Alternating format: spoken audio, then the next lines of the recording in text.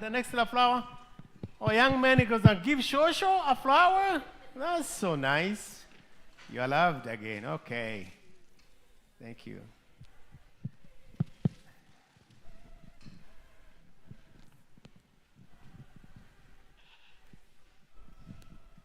Good. Hello? It's okay. It's okay. Don't. You do attention. I want to see it. Okay.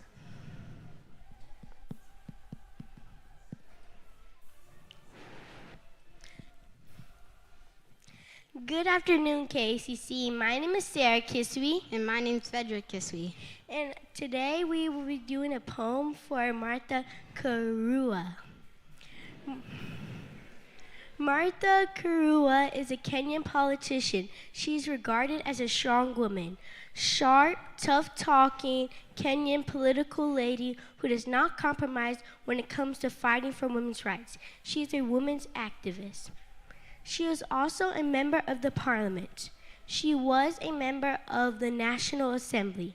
She also is an advocate for the High Court of Kenya. She is highly educated, brave, courageous, and a powerful woman. She was also one of the first women to join the parliament, and later at a young age, she was elected to join the multi-party of politics. She is smart, tough, and courageous, and together will fight with Kenyan men politically.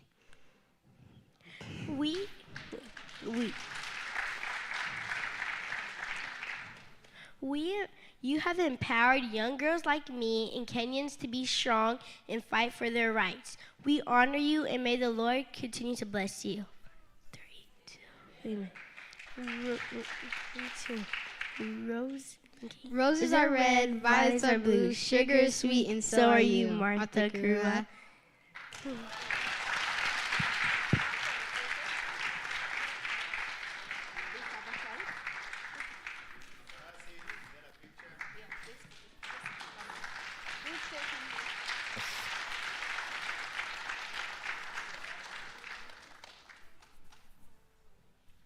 Perfect. This is an open thing, and I'll be out of the. Give me the point. I'll be out of my picture very shortly because I'm just doing this as a father of the house, and I'll turn it quickly to be a community. I don't want anybody to think this is Patrick KCC, but of course, being the man of the house, I wanted to do a few things and invite you so that I'll translate shortly to our two moderators. That's where they are there. They are not bodyguards. Mother has no problem with the security, but they are wonderful ladies, wonderful, strong ladies in this community who are gonna take us through after we have done this part of it. Let me randomly ask this question, and I will have Mike to have this. If anybody was asked about Mother Karua, what comes out of your mind? Let's start with an elder lady here, Apostle Teresa. When somebody talks, what do you know about her? Wala wamejua from your heart. Who is Mother to understand them so that we know? Yeah, when I hear that name, I just think about her truthfulness. I like the way she's a strong woman, and she's a fighter for the human rights, and she will stand her ground. It doesn't matter who she faces. She stands her grounds for the truth. Wow. That's how I see her. By the way, anybody from Kirinyaga? Sam, I know you're a neighbor. Come on. What do you think about this lady from your... Yes? Iron lady. Yeah, Naona Ngumi. Okay. Anybody else from the forum would like, yes, give that mic to that lady. When you hear Mother, who is she to you? Yes, I'm from Kirinyaga, and she was our member of parliament, an inspiration, and we are so proud of her, and we are inspired. What is your Geshagi, so that she knows the connection? Kirinyaga where? Kirinyaga, I'm actually her neighbor. She may not know me. I'm from Kimunye. Kimunye. You know the lady who came to get milk from your house? Yeah. Kimunye. They are Munya. Anybody? Yes? I think I've admired Malta for many years. I think the thing that comes to mind straight away is the 1990s and 1992 before we got to the multi-party democracy. The likes of Gitobi Manyara, yourself, and others is still etched in our minds, and what you guys did to bring multipartyism to Kenya. That's what comes to my mind every time I see your image. Perfect. Anybody else? What do you, yes, at the back there, yes, with the glasses. Thank you. For me, first of all, it's a great honor for you to be here with us today. We have always admired you as a great leader. And we know our country is like a sea of bad, you know. And in the process, and what we have seen consistently with you, when every politician is playing poker, you're the only politician playing chess. You play by the rules, you are consistent, and we value you for that. Thank you. Okay. Anybody else who, yes, the two, Chege and Mogedi, yes. When I think of Martha, I feel sad because I feel that this is a person who has come on the scene and on the stage almost before her time. So anytime I think of her, I feel the sadness of what the Kenyans, of the opportunity the Kenyans have lost, and it is so sad that they don't even recognize it. So my prayer is that before long, we can seize the moment and have somebody like Martha that may not come on the scene again for a long time. It is sadness. He has talked in Proverbs, and it is deep. Yes, Mogendi. Thank you. When I look at Mother, I see an opportunity for young ladies who can be modeled and molded in the same sculpture that you have come from. And looking at the landscape of politics in Kenya today and putting math together, I do see that Mother might not be the president that Kenyans would wish for. I would wish that Mother would be the person that molds another mother of our caliber to the young generation, because right now, the politics in Kenya, I don't see them giving her a chance. You don't see? Yes. Okay. Sadly. Okay. Sadly. Sadly. Yeah, then one, two more, and then I'll switch to, because we will have a moment of questions when we have the moderators, but yes, Dogoiro. Yes, when I see Mother, I started seeing Mother in the 90s when I was an intern at Kenya Human Rights Commission under Minor K, and I followed you all along. When I look at you, I see integrity, resilience, and the ability to speak truth to power, including as recently as 2 weeks ago when you went for Betty Mronge's mother's funeral. We follow you from here. Thank you, and keep it up. Yes, Mary? We need women. We don't have a lot of ladies talking. Yes, Alice, after you. Yes. Yeah, I love the way you are so principled and you stand for justice and the truth. I would have no problem voting for you as my president. Yes. She has no problem voting you as our president. And she's still young, right? Kama huyu mzee wa huko ana miaka ngapi? Hiyo 80s. She's still a young girl. We have trust and hope. Yes, Dogoiro, Mwalimu. Thank you very much. When I see Mother, I remember the role of the legal fraternity, the lawyers in Kenya, GBM, Kariuki, people like Rimodoga, the people who were being beaten in Kiambu. I remember there was, in 1991, there was people who were being beaten up in Kiambu, at Kiambu Law Courts. And I happened to be in town that time. So the work is already cut out for all lawyers or people who believe in Kenya that's going to be a Kenya where the rule of law will be accepted as the norm. And I remember those days when people stood up, people like Waboy Otieno were being beaten up in Kiambu town.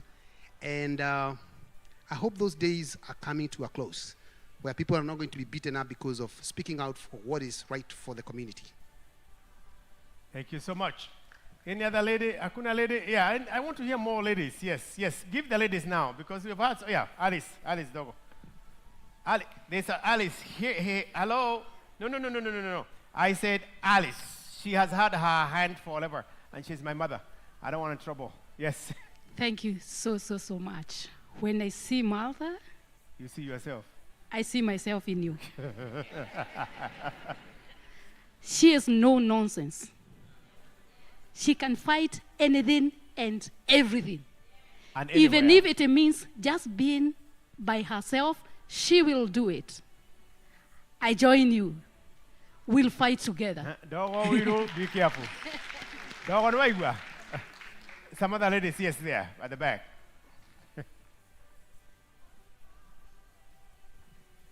Hello.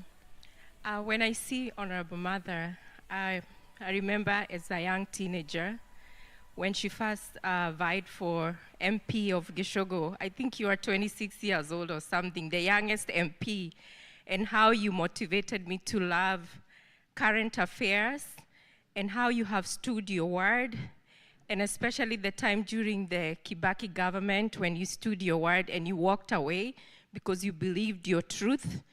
I see I'm a woman of integrity who Kenya needs now. Now. Not tomorrow. Now. Yes. When I see Honorable Martha, I see hope. And I see a light at the end of the tunnel. We have hope. We stand with you. Whoa, okay. Finally, there, and then I will tell you what, so that you can hear from. It's always good when you go to a place to know what people think of you. Now, as she talks, and then later on, we'll turn it to the moderators for questions. These are just comments what you think about her. Yes, there's a young person over there. Go ahead and talk.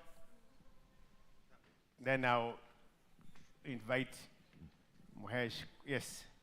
Yes, when I see Honorable Martha Karua, I see the purest form of Kenyan spirit.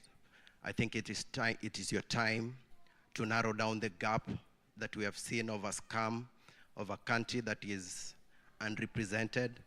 We have seen the molesting of the rule of law, but now, Martha Karua, this is your time.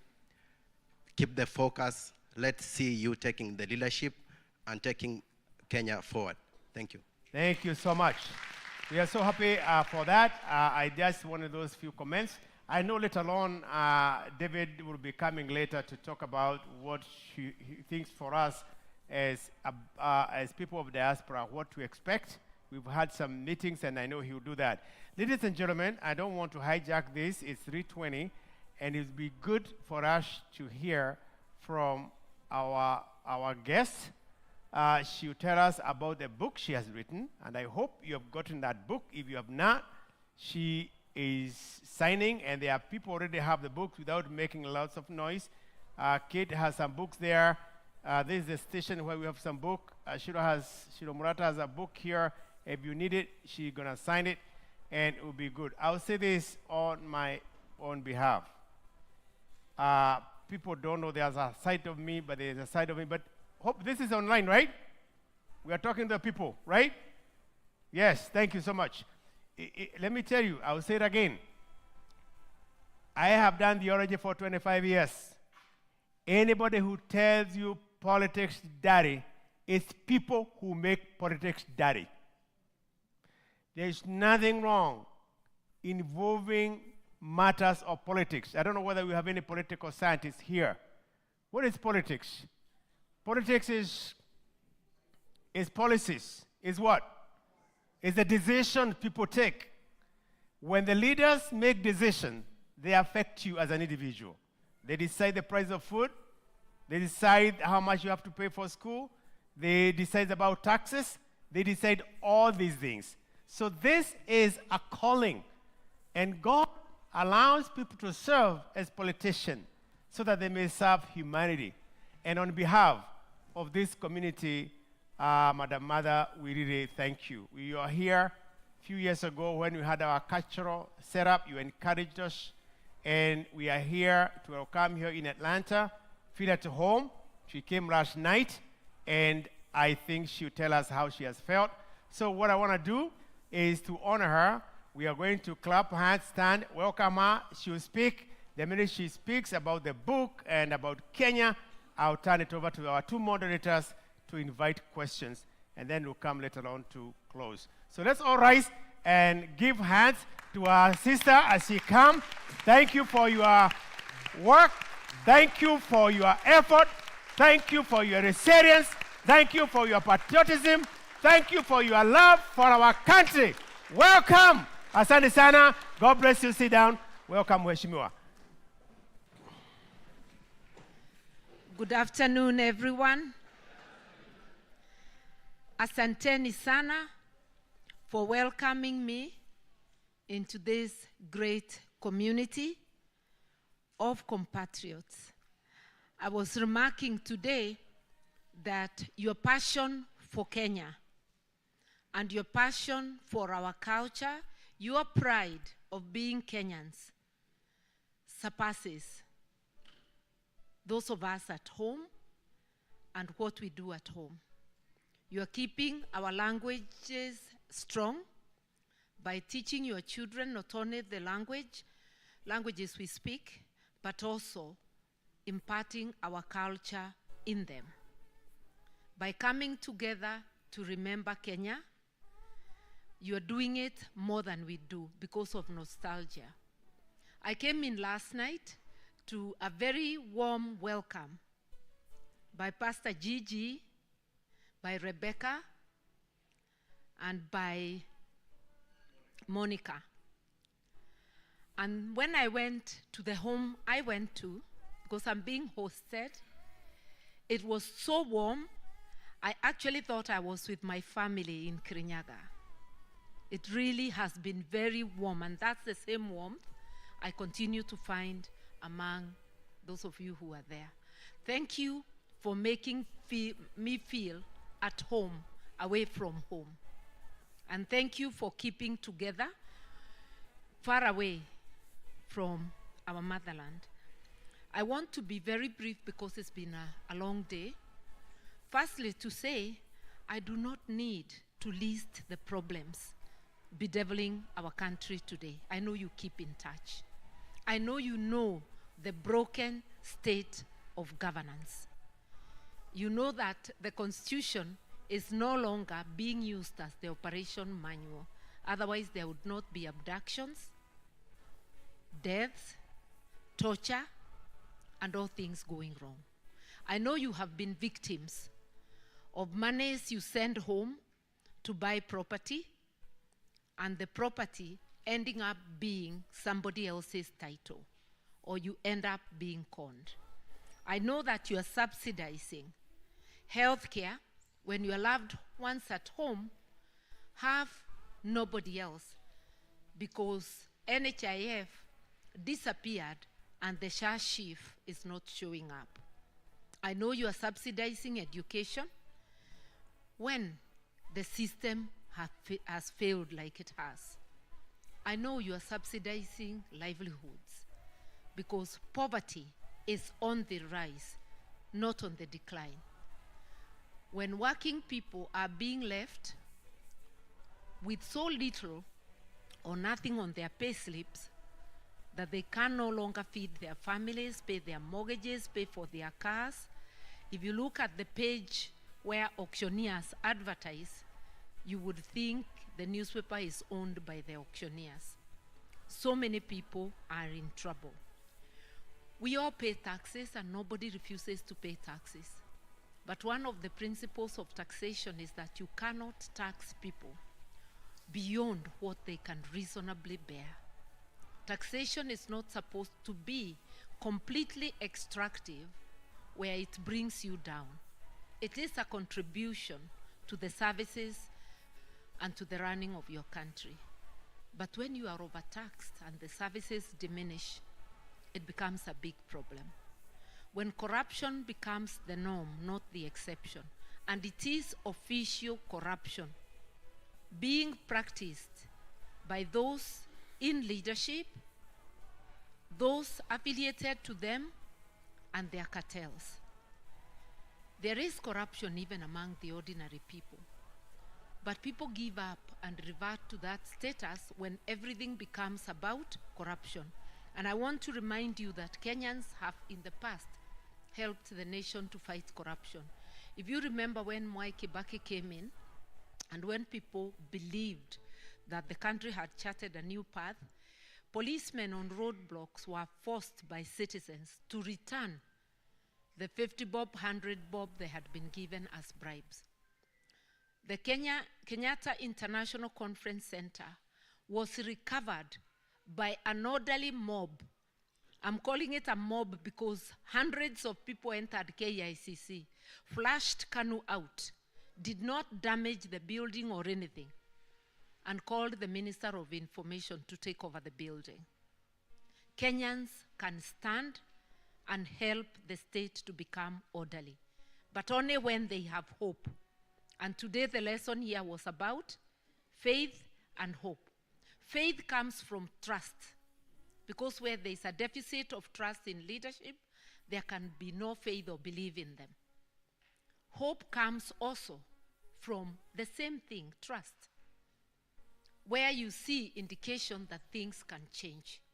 So when you see the ordinary person in the street subjugating themselves to corruption, that you pay that little bit to get done with it, is because they have lost trust, they have lost faith, they have no hope in what is going on. There's something we can do about it. It's not all doom. We are the ones who elect leaders, good and bad leaders. And in Kenya, they tell us when we tell them, like I announce I want to run. So when we are being interviewed in the media, you hear a caller saying, msitu ni ule ule na nyani ni wale wale. Nikamwambia ndio, ni wale wale na msitu ni ule ule na wananchi ni wale wale. Sababu hata wananchi hawajakuja kutoka ng'ambo. Ni wale wale wanachagua watu ambao hawafai, wakijua na wakielewa hao watu hawafai. Kwa hivyo tuseme sisi sote tumekosea kijumla, not individually. Individually you may say I didn't do it, but collectively we have done it. So can we begin conversing? Now that we are in this hole, what shall we do to stop digging and to get out of the hole? Ndivyo tuseme iko mambo hatutarudia tena. But it is unreasonable to put the entire blame on leadership alone, forgetting that it is people who put governments in place. And I want to say, you may say we deceive you during campaign. We don't. If I tell you I'll do things, and you check my history and see last time I had a position, I did the opposite, you will know that my track record is not reliable. But last elections, those of us who called for track record, I used to call for it in my speeches, watu walisema hatutaki historia. Sisi tushaamua. Na kama mnasema mtu ni mwizi, kila mtu ni mwizi. Afadhali huyu wetu anatuletea. The question is, are you, me, are you a thief?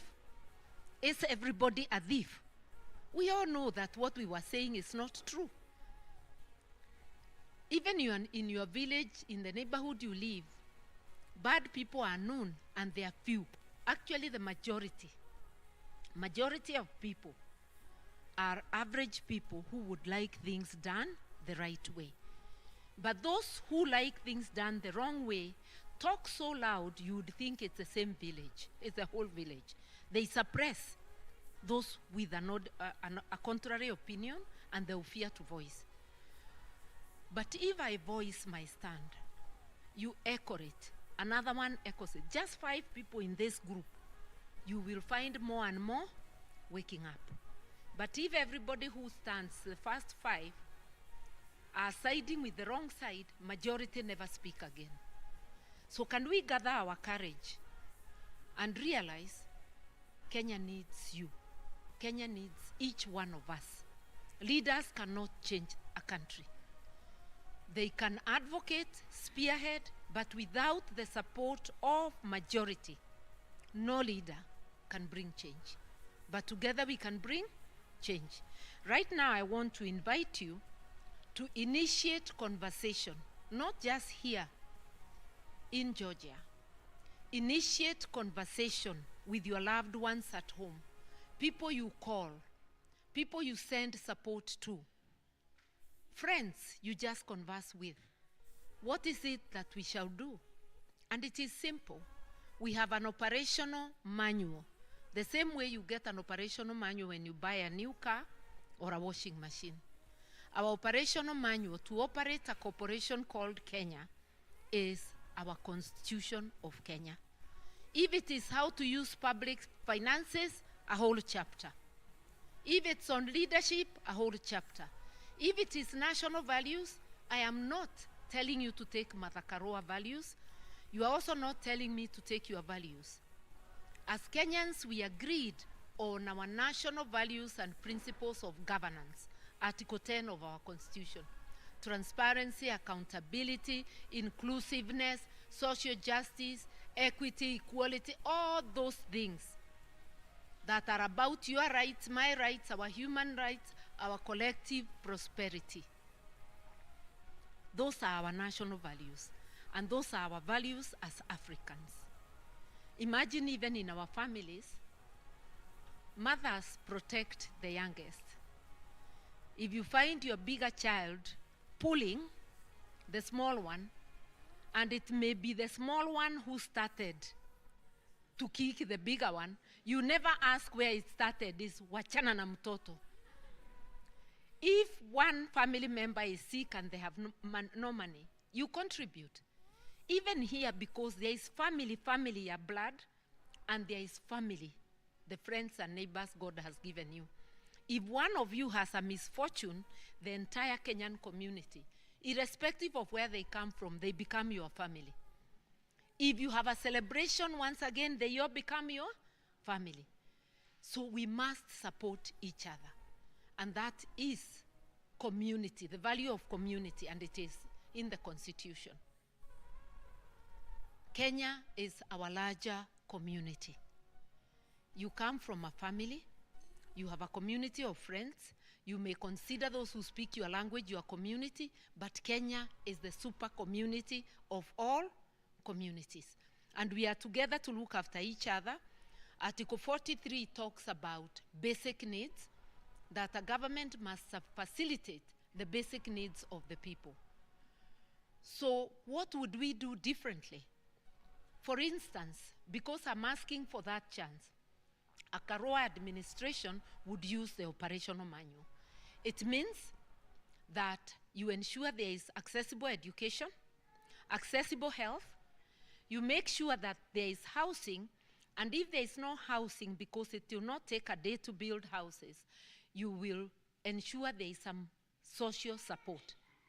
And for there to be housing, you don't need to give your cronies and cartels the work of building houses. And by the way, that work does not belong to national government. It's to county governments. Hata samani sini council. The county governments are doing what the council used to. You cannot have a national government giving tenders for houses in counties. It's not their work. Pure corruption. And that's why they end up being expensive beyond. And then you cannot say you are building houses for people when you are actually destroying the houses people have and leaving them destitute. And do you know whose houses are being destroyed? The poor. Some are retirees who bought land and have titles. They have no other money they are looking forward to. Imagine what happens when that person's house is destroyed. Some get sick, some die. Children are sleeping outside. They are left destitute. And it's mass demolition without any notice and without alternative. Because where a government demolishes for development, the rules, even international law and our constitution, you must find alternative means for those people. Because when there is a humanitarian crisis, who is supposed to settle the people if floods come? The government. So you cannot create a humanitarian crisis in the name of development. You cannot force people to contribute to housing. It should be voluntary. There are people who will never need your housing. They are already in their own housing. Those who will never afford, you cannot force. So there are so many things, and we can change them. All of you here, and I'm very glad that you get to tell me which family, because I know all the families. But imagine you all come from wards. Kemunya is in Kabare ward of Kirinyaga, Geshugu. We have 20 wards in Kirinyaga. You come from a county, but beyond a county, your links are with a ward in Kenya. What if all of us started conversation in our wards? How shall we elect the next leadership? What shall we be looking for? When you want a driver, you ask them for their license first, because you want to know whether they are qualified to drive. You then ask, have you had accidents? You want to know their history of driving. If a guy tells you, or a lady, I've written off 3 new cars in the last 3 months, would you continue with that conversation? Imagine we take leave of our senses for political positions, because if my history shows I cannot be trusted with public issues, ni kama kukuambia I've written off 3 cars, and you are clapping and hugging the person and telling them pass, and you do not want to interview any other. Let us own our collective destiny. Let us agree that we will exercise the same prudence we exercise when it is your personal issue.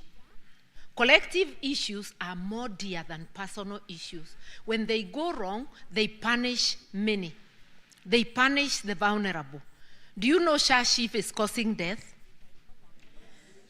Do you know people are hungry? Insecurity is causing death. Violation of rights is causing death. Can you see how serious that interview for a public position should be? And public position is not just the presidency. Your MCA and your governor make your county government. And most issues, including health, are for your county government. So let us not underrate election of that MCA, governor, member of parliament, women rep, senator, and finally, president. Let's take all 6 elections seriously, and let's be ambassadors to mobilize. And you can do so digitally. We've already been shown by the Gen Z that digital rallies are bigger than physical rallies. If this is online, perhaps we are having more people online than those present here, although I'm really very happy with this turnout. But I'm sure if it's digital, there is more presence digitally. So please, Kenya needs each one of us, and you can do so much more. Imagine you can mobilize 10, 100 votes in Kenya while seated here. Imagine those votes can have a ripple effect, and you and a friend can change your ward. And if several other people are doing the same, you can change a county. And if other people are doing so in their counties, in 47 counties, we can change Kenya. Change will come a ward at a time. And within the ward, a polling station at a time. Then a county at a time. Then the entire Kenya together. Do not worry how we will do it. I want to very quickly talk about the role of money in politics. We need money for logistics, for sure. But we do not need obscene sums of money to dish out to voters. Even when we dish out money, only very few get that money. But those few then drum the support of their whatever so much, it fills the air and people are influenced. Imagine you have influence you can use. And between now and this time next year, we will have conversed with Kenya that this time, in order to get out of this cycle, we must elect with our minds and our hearts, not our stomach. You may not be able to stop a hungry person from taking a 50 bob or 100 shillings note. But if we have hardened their resolve, they will take, knowing perhaps it's corrupt proceeds of their money, but they still will not vote for that person, the way they used to do during the KANU era. Why am I saying we have only 1 year and elections are in 2027? Because the window for reasonable conversation is 1 year. By next year, the fever for election will start rising. And we'll reach the time when we become hard of hearing. When we cannot have a conversation, it's a shouting match. There's so much you can do. Mobilizing support, mobilizing resources, those necessary resources. And this you can do by supporting a candidate or candidates of your choice, supporting a political party of your choice. The party I lead has been rebranded. It is the People's Liberation Party of Kenya. Our slogan is Unite, Liberate, because we are so aware that we need unity of purpose in order to liberate ourselves. But there are many parties. If PLP does not attract you, kindly join any other party of your choice. Let us advocate for good governance. Be a digital warrior. Even call, be a voice warrior, because you can call through WhatsApp, you can have conversations. There's so much more we can do. Mobilize here, mobilize out there. And I know you have issues of additional voting stations as diaspora. We will join you in calling for that. You do not need any additional legislation. Even the 3 that are there, hakuna bill ilipelekwa parliament. It was administrative action. We need quick administrative action for more polling stations based on demographics. We need to see services come to the diaspora where they are.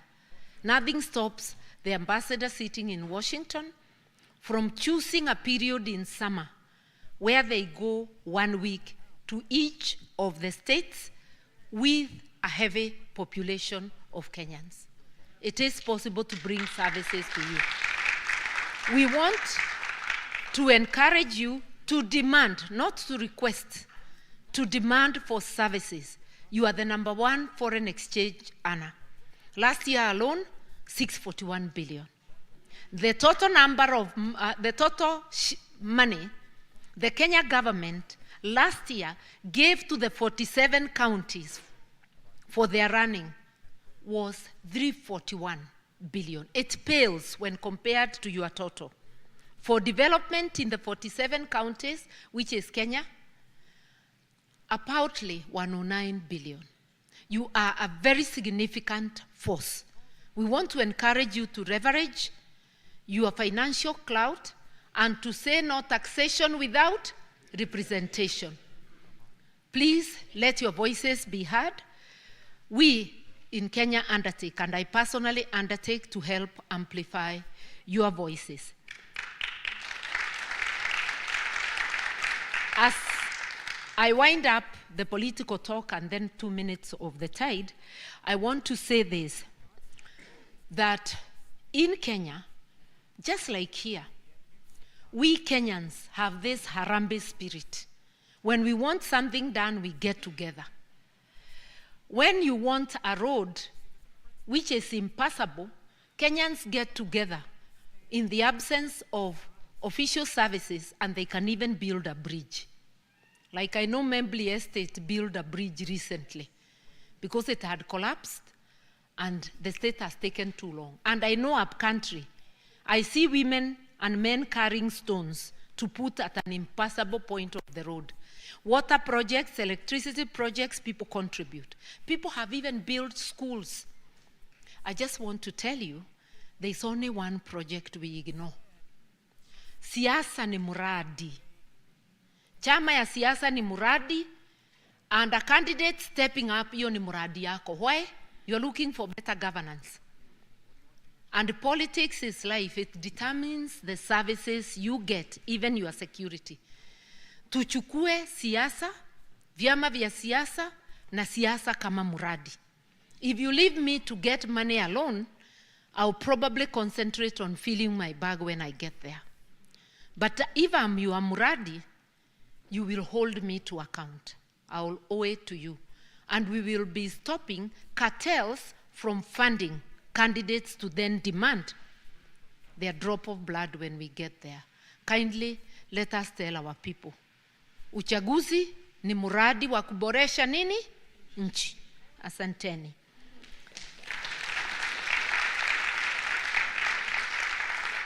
I now want to very quickly talk about Against the Tide. It's my journey from growing up as a small girl, through to school, through my leadership journey. And I'm just sharing the way we Africans share. You know, we come from a background of oral tradition. My grandmother told me stories. My mother, my father, my aunts around me. And today I'm a storyteller to my grandchildren. And my children will remember the many stories I told them, because that's who we are.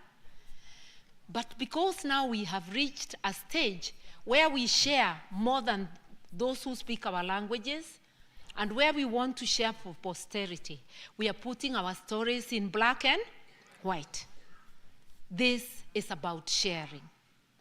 We share my triumphs, we share my falls. There may be something I did that may encourage you.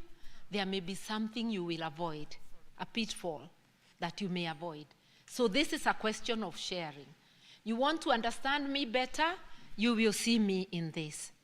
Nobody's life can fit in one book. We take the highlights. Those who may not have met me, kindly meet me here. I hear people saying, hata hacheki. Unataka nicheke nikiongea mambo ya wizi ya pesa yako? Unataka nicheke nikiongea juu ya watoto wetu kuuawa? You are seeing me very serious moments. Meet me here. We may laugh together. And you may realize, mimi ni kama wewe. Ile sura unaenda masisi nayo, sio sura ya harusi, sio sura ya party ya welcome a newborn. We all have different shades. But the media will portray the moments they want to portray. So utasema huyo hata hacheki. Si cheki maovu ya kitawala. Lakini ukinikuta a good moment, my friend, we shall have a good laugh. Ukinikuta masaa ya kudance, tutadance. Hata ukifikiria wewe ni Gen Z, utakuta Granny can dance better than you. You see? So we all have different faces. I welcome you to meet me here. And those who may not get copies today, this book is on Amazon. And we are going to continue marketing it, because being in black and white, experiences, some of our experiences are universal. We can share them beyond the borders. Asanteni sana, mbarikiwe.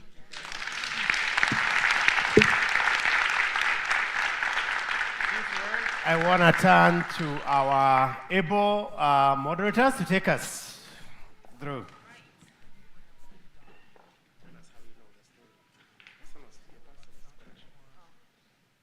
Thank you very much.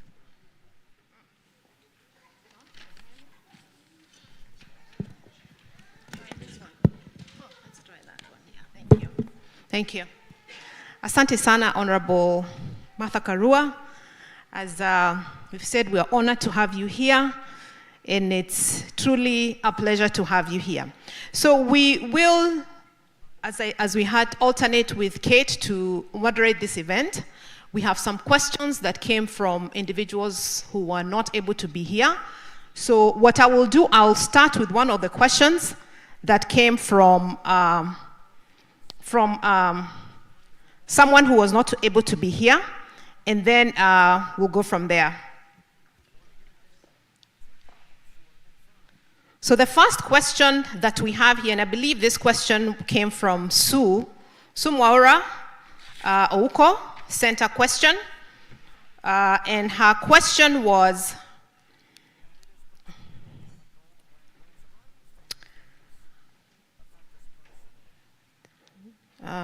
let me start with this question.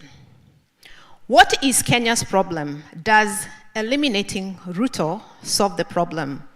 Do you think we should go the Burkina Faso way? And who can we trust moving forward?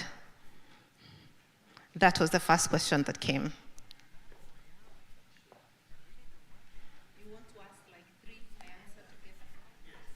I think that, yeah, okay.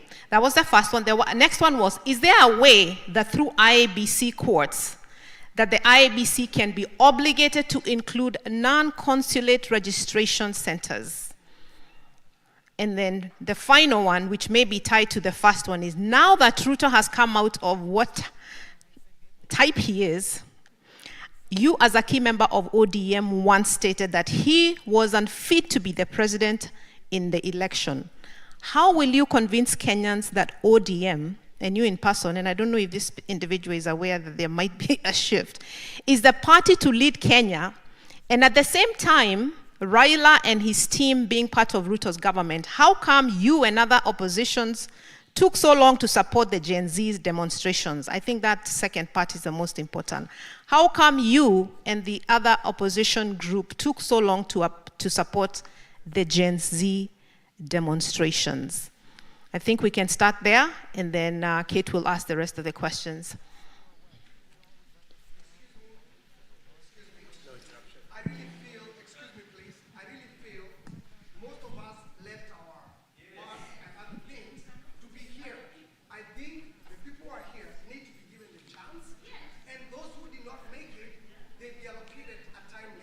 Thank you, Mugendi. So, we are in a democracy, and we appreciate that, and we will take that into consideration. Because Muheshimiwa was already in her way, prepping herself for that, the first part of the questions, let's give her a chance, and we certainly have heard you. Thank you. Thank you. I think I'll start with the last one. What made us take so long to support the Gen Z? If you followed the Gen Z protests, actually they were asking that we keep out, politicians keep out. And we deliberately kept out, although supporting them on social media, because we would have given Ruto the excuse to say that it is politicians mobilizing. And you remember we had our own protests as Azimio, which had not been as successful as the Gen Z. This was unexpected, and it was only fair. Personally, I supported them on the keyboard only, but without making it look like we are the ones, just urging them on. You sometimes have to let things happen their own way. The only place we never really supported them, and we let them down, when they were massacred on 25th, as their parents, the whole country, we should have come out. We stayed inside as cowards when our children were crying and being massacred outside. That's the only collective blame we take, and which was entrenched by Raila speaking, purporting to speak on behalf and saying, we are talking. Until people asked him, what do you mean by we? And he now retreated and said he meant ODM. You see? We let them down collectively as Kenyans. We did not show outrage. We are actually guilty of letting down our children. I don't know how a parent can stay outside when in your compound you can hear your children being hacked to death outside. We should have come out to die with them. Let him kill as many. In Bangladesh, the army killed over 400 until they realized this is not feasible. And they told the lady, it's you to get out. We are not brave collectively. We let our children down. It is a lesson. Moving forward, we must do it differently. How can we all wait to be wiped out? It's still happening. We need to think. The other one, I am not a member of ODM, I'm sorry. Even when I deputized Raila, I deputized him as NARC Kenya, now rebranded as the People's Liberation Party. And we differed when the demonstrations of Azimio were stopped, when Azimio was tricked by Ruto to accept a parliamentary process. NADCO is a parliamentary process. Under parliamentary process, Ruto was welcoming them into his arms. And look at the end result. ODM has one leg in government, one leg in opposition. And I've been telling them publicly, we left Azimio even before we rebranded to PLP. So I'm not a member of Azimio. Raila alikuwa kinara wangu, alikuwa, sio kinara wangu.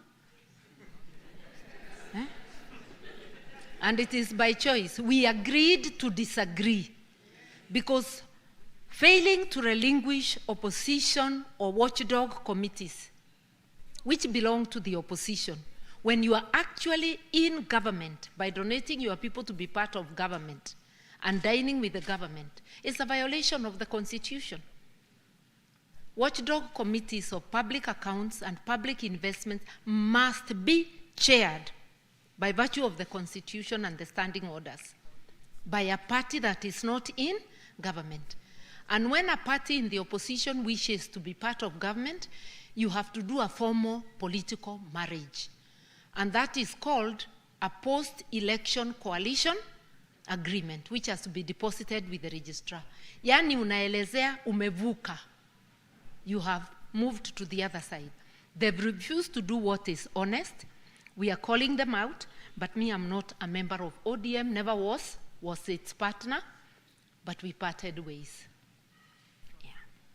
Because you cannot remain in one position if things change. You have to move. The other one, IEBC, to include other registration centers, I had already said so in my address. I do think it's an administrative action, and the diaspora must demand its share, and we shall continue supporting. What is the problem? Is Ruto the problem in Kenya? Yes. Ruto represents the Ruto KK, now KK ODM administration. So it is KK and its allies. And he being the first among equals, because he's the leader of that Murengo. It is the Ruto administration. When people say Ruto must go, is Ruto the person and the entire administration? He is being named because he is the leader. They are a problem. He said he was fighting dynasties. He has built dynasties, starting with himself. Actually, he meant the opposite.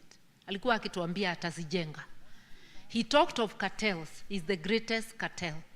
I saw the other day Standard asking whether Devki is his Gupta. You know Gupta in South Africa. Alikuwa anamuuliza huyo ndiye Gupta wako. So anyway, they have repurposed the state. It no longer serves the majority. It's serving a small clique. You pay taxes, they are used to aid the affluent life of a few, and they are not afraid to show us. They will show us helicopters, they will show us shoes, belts, and watches, and everything else when others are dying. So it is a terrible thing. Our greatest enemy, which Ruto represents, is corruption and impunity. We have abandoned the rule of law. In order to bring sanity back to Kenya, Ruto must go, if that is the question you are asking. In order to liberate Kenya, to liberate education, for people to enjoy human rights, for rule of law to return, yes, Ruto must go. And Ruto must go means Ruto and his entire administration, and anybody else who thinks like him. And whom can we trust? I have given you my view of how you can check the stand of each one of us as leaders. Check our track record. And I'm sure as reasonable beings, you also have many, many other ways of checking on each one of us. Whether we say one thing and do the other. You, just the same way you check when you are hiring people, even for your domestic. So let us put our collective wisdom together, and let us be able to do the best we can for our country. Thank you.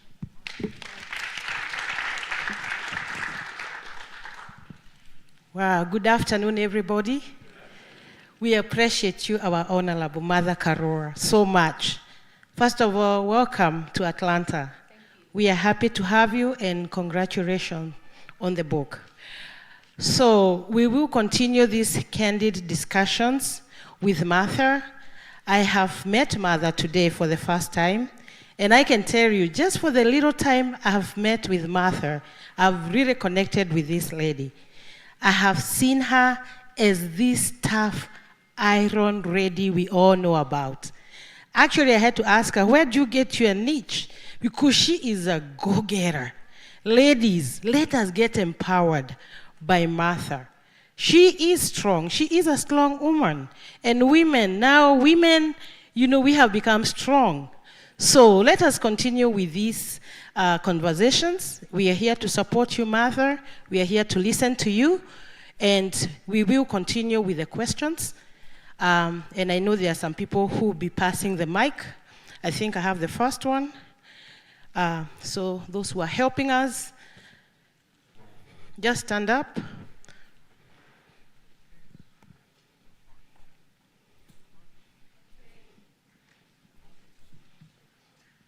Good afternoon, everyone. Good afternoon, Honorable Martha Karua. Okay, I'm not standing on the basis of politics, but I'm standing on the basis of education, because you've said liberation of education is also a key aspect in our country. As a teacher who has 2 certifications, both in Georgia and California, I was a TSC teacher, and I'm looking at the new education system, which is the CBC. We really took the new system, which is not exam route oriented. But since I've been here as a teacher, I've realized that there are cracks involved in our education system. So if we can change it, because I have a proposal which I've been writing, and I was surprised to see in a WhatsApp group that Martha Karua is coming. You can help me to be in the media center, to give them to give me a platform to tell them the reason why we should change some subjects which are in our CBC. I think our education system in the high school level should have a CTE program, which we have in the Douglas County system, whereby we educate our students in relation to the real life situation on the basis. We should not have more compulsory subjects which are not relevant to our students. We are here, but we still have our families back in our country. I still have a 5-year contract with the American government, but still, I'd like to go back to my country to address the new curriculum, which is the Douglas, which I've really been researching on, and with my new teaching certification in California, to tell them that we have messed in the new CBC. It is good for addressing the issues of the Kenyan child, but we really need to adjust some other aspects. As Maya Angelou once said that, what is education? It is to give us the transformative power. At the same time, it is to bring the innovative or creative aspects of a child, and also to provide a better future. So with my proposal, I'm kindly asking Honorable Martha Karua to give me a platform in June, because I'll be having a break back at home, to have a chance in one of the media centers to address the TAC, to allow teachers to come at the same time, teach here for a period of 1 year, go back and implement it in the classroom. Thank you very much. Thank you. Let's have another question. We're gonna take 3 questions, and she's gonna ask. Okay, let's have this side. Gender balance.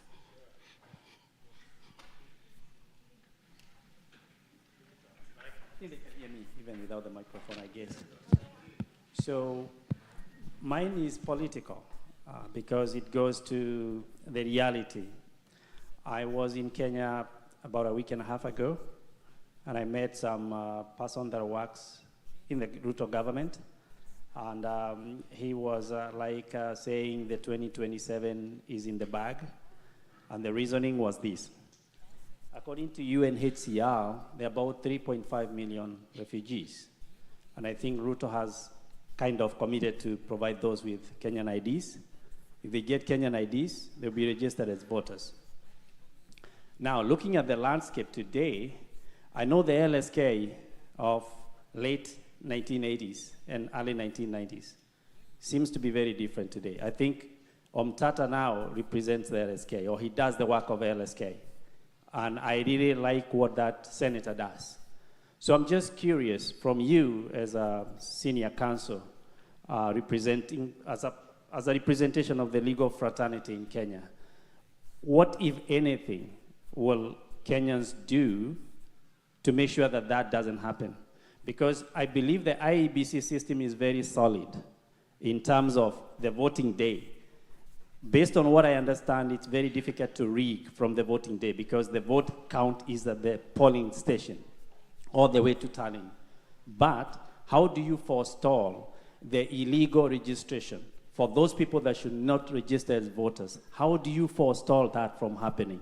Because if anyone succeeds in registering people that should not be on the voter rolls, maybe foreigners registering, then they could easily win, but not in a legal way. I just want to hear your thoughts on how especially do we prevent these 3.5 million refugees and possibly many others across the border from registering as voters?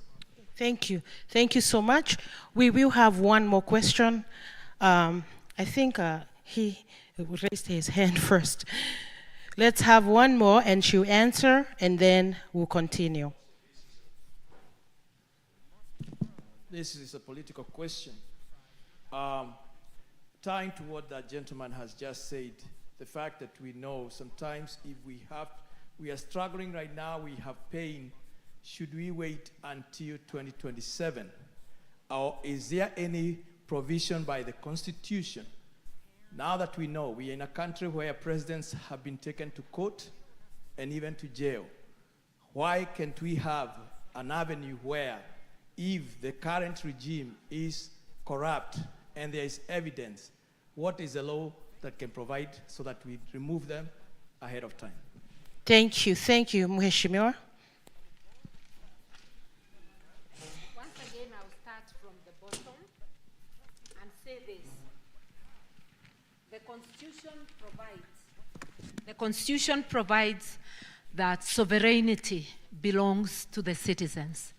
And I genuinely believe that the Ruto administration was sacked last year, June 25.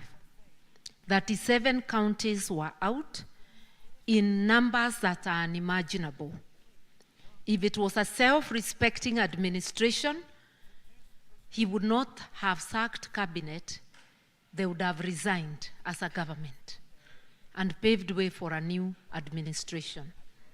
Now that this did not happen, there are many ways they can be run out of town legitimately or run themselves out of town. The economy can collapse. It can also be caused to collapse if Kenyans collectively agreed to boycott work even just for 3 days. The economy is so fragile, it can collapse. There are many options, but all that failing, 2027 is not far. Although people will have suffered so much, we need to prepare. And this joins with the question that, is 2027 a lost cause? Have they already put all the rigging machinery in place so that there's nothing we can do? This is the propaganda that will be marketed to you so that you give up even before trying. There are no 3 million refugees in both Dadaab and Kakuma. Let us begin there. Remember, we had started getting them to go home. Even if you put them together, I don't think they can even add up to 2 million. And Kenyans are not staying idle. Cases will be in court because to be even able to register refugees, the Constitution of Kenya is greater than UNHCR or even the UN. There has to be public participation. There has to be a bill in parliament, legislation. You can't just dish up Kenya's IDs to refugees without a policy paper, without legislation, and with that, it comes with public participation. I believe people are in court. And yes, Omtata does very good work. Even long before he became a senator, Omtata was known as a public defender. But I want to say, the Law Society, under the leadership of Faith Odhiambo, is now the greatest public defender in Kenya. They're actually like an alternative government. Faith has inspired the membership.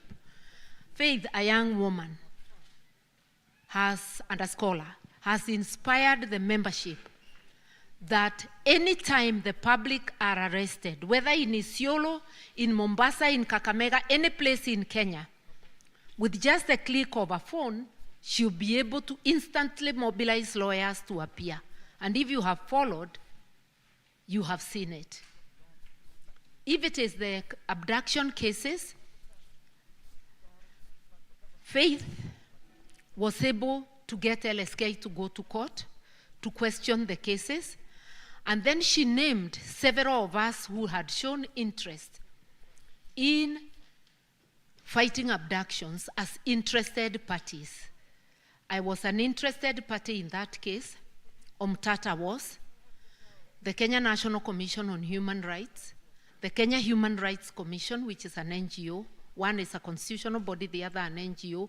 We were several interested parties to help LSK to support the case.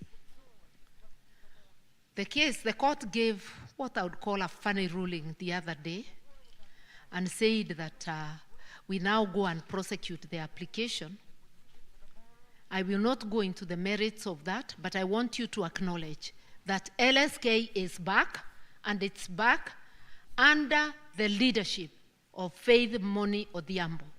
And she's doing very great together with her entire council, and there is harmony.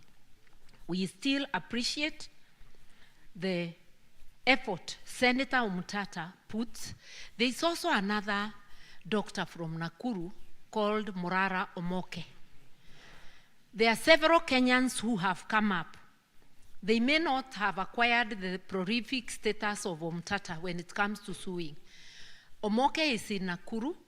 There's another person in the same Nakuru I'm forgetting.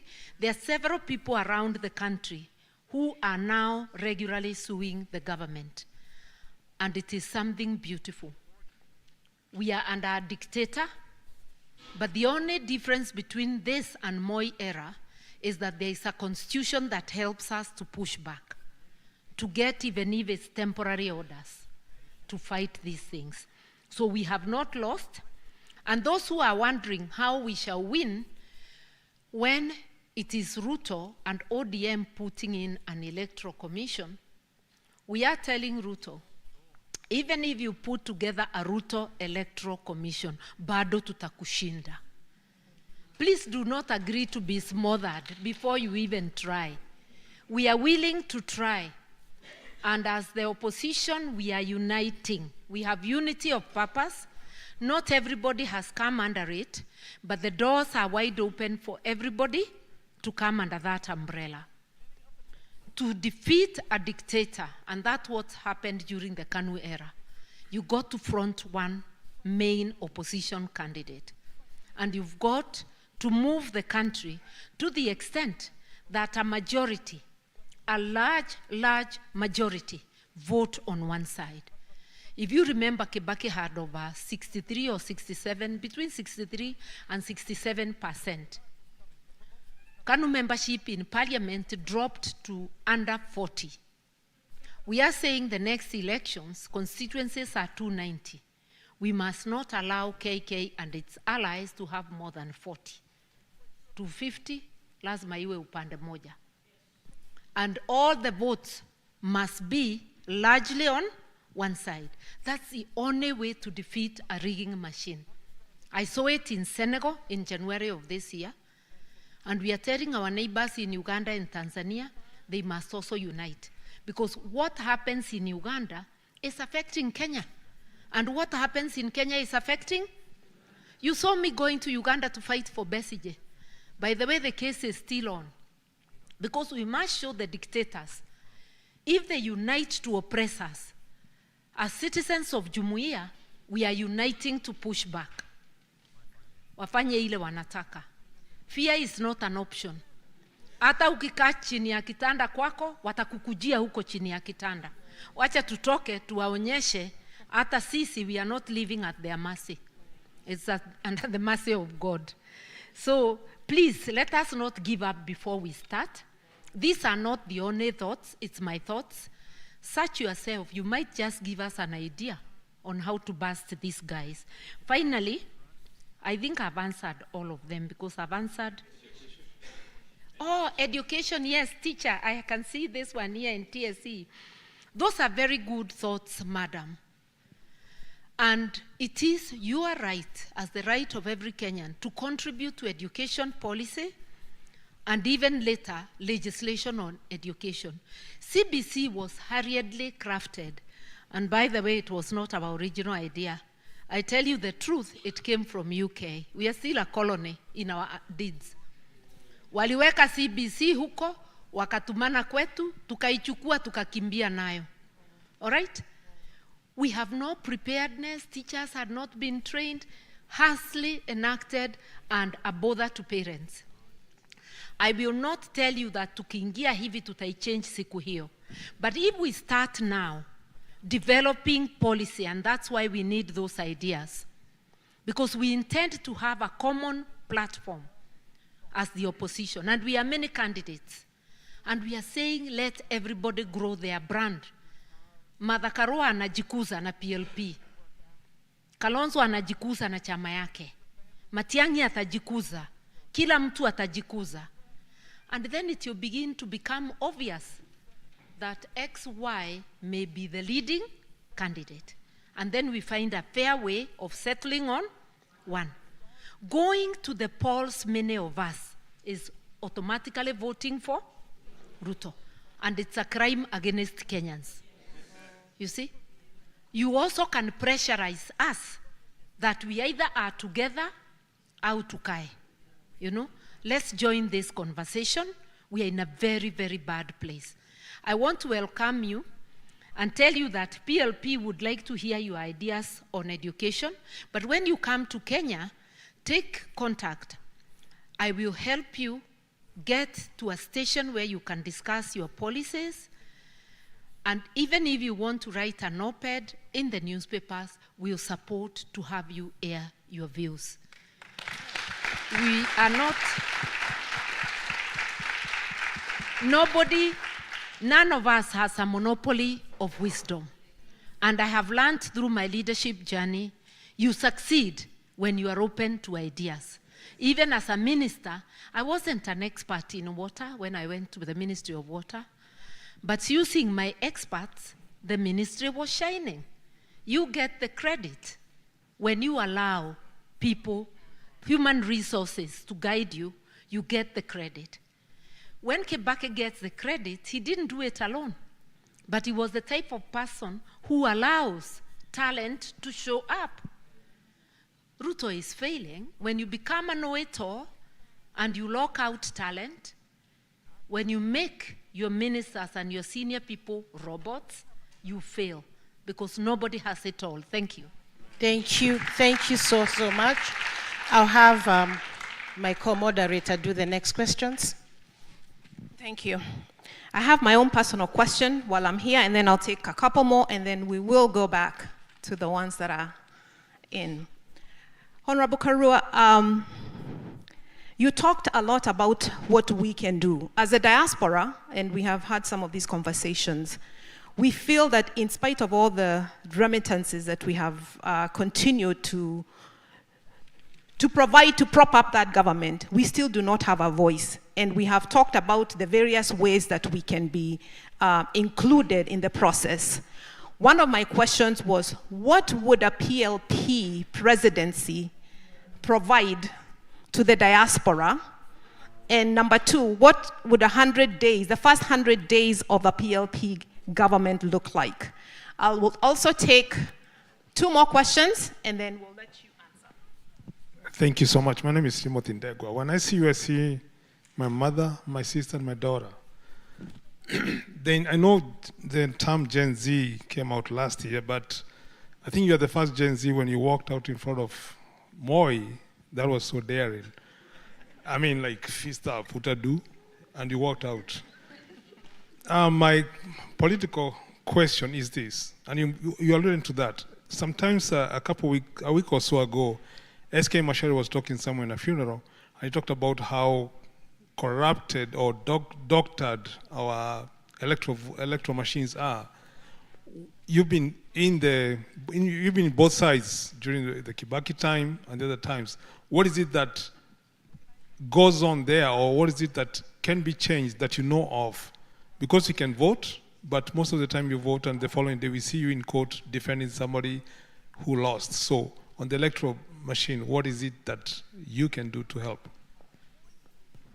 Thank you, Dengwa. Let's try and keep our questions short so we can have as many people as possible ask their questions. Thank you.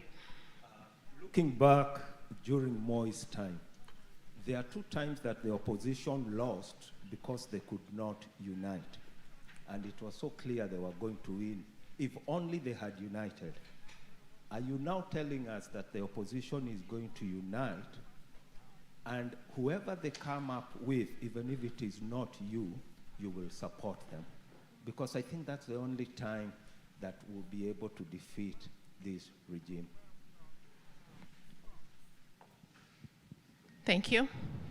As you can tell, mambo yamechemuka. People are very passionate. Let's take one more here, and then we'll let you answer.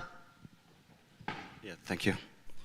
So this is my question here. You have spoken of us having conversations with our people back home. And I remember before the last elections, I and some of my friends here tried to do the same quite long before the election. And people were very receptive before, like long before the election came. But when it was almost the time to have elections, you could tell that there was a euphoria, that was kind of moving people. There was no reasoning, there was no logic.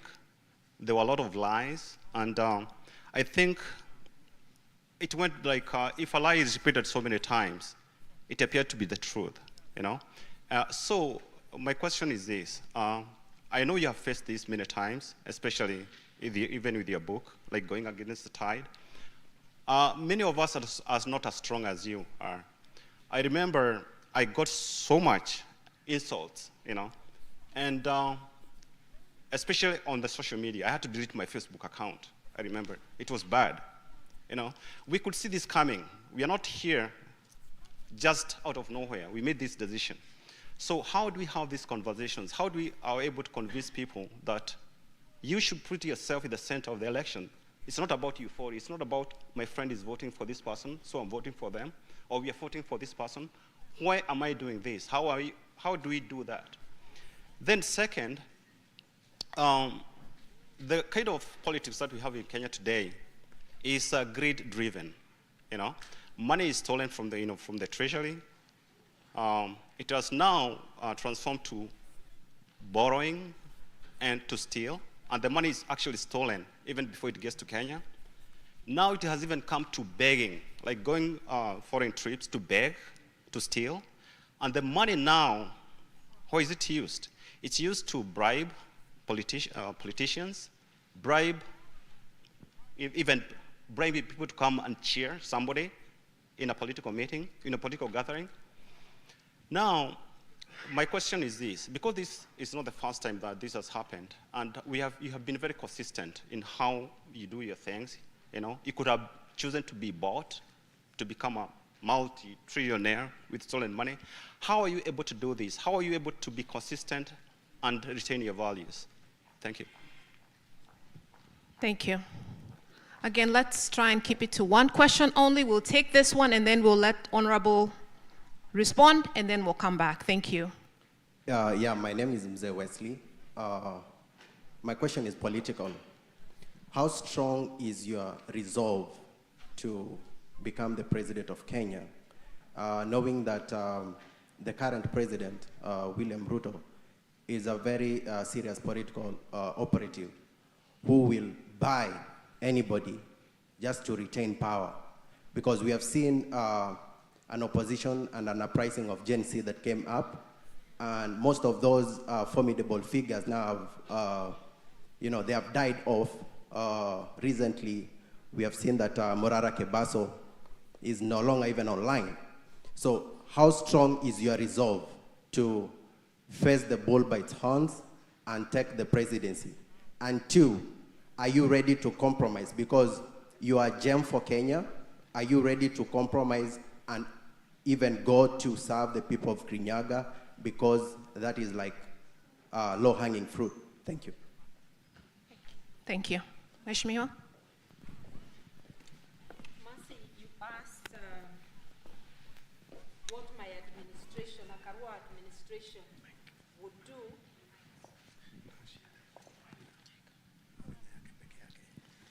I'm trying to read my handwriting. You asked what to ensure. Oh, I'm not. What was your question? I wrote the way I wrote. The diaspora question? Oh, the diaspora. Yes, the diaspora question. And my short answer is that I would ensure diaspora participates not only in governance, but in government.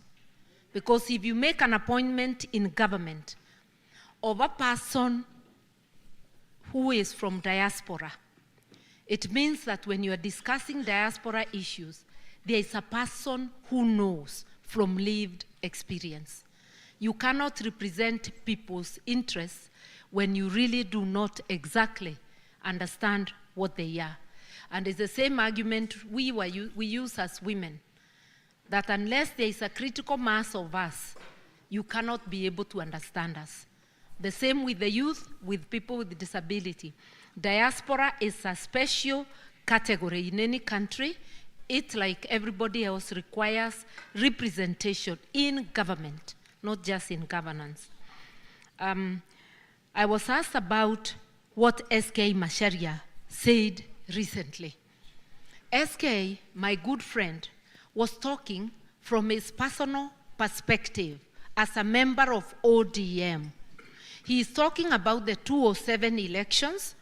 I was a member of PNU. I'll tell you to read Krieger report, they are online, Waki report. You will see that there was actual exaggeration of votes from both ODM strongholds and PNU strongholds. Two thieves trying to steal each other. Where do they get the righteous indignation to claim stolen election when you are a thief trying to steal from the other? In vernacular, we say, Moshemia korireo, mokungi. Yani, the creeping one find a crawling one. And one outsmarted the other. The truth of the matter, those were not honest elections. I defended Kibaki with the courage of my conviction, because at that moment, all I knew is how I had been elected, honestly.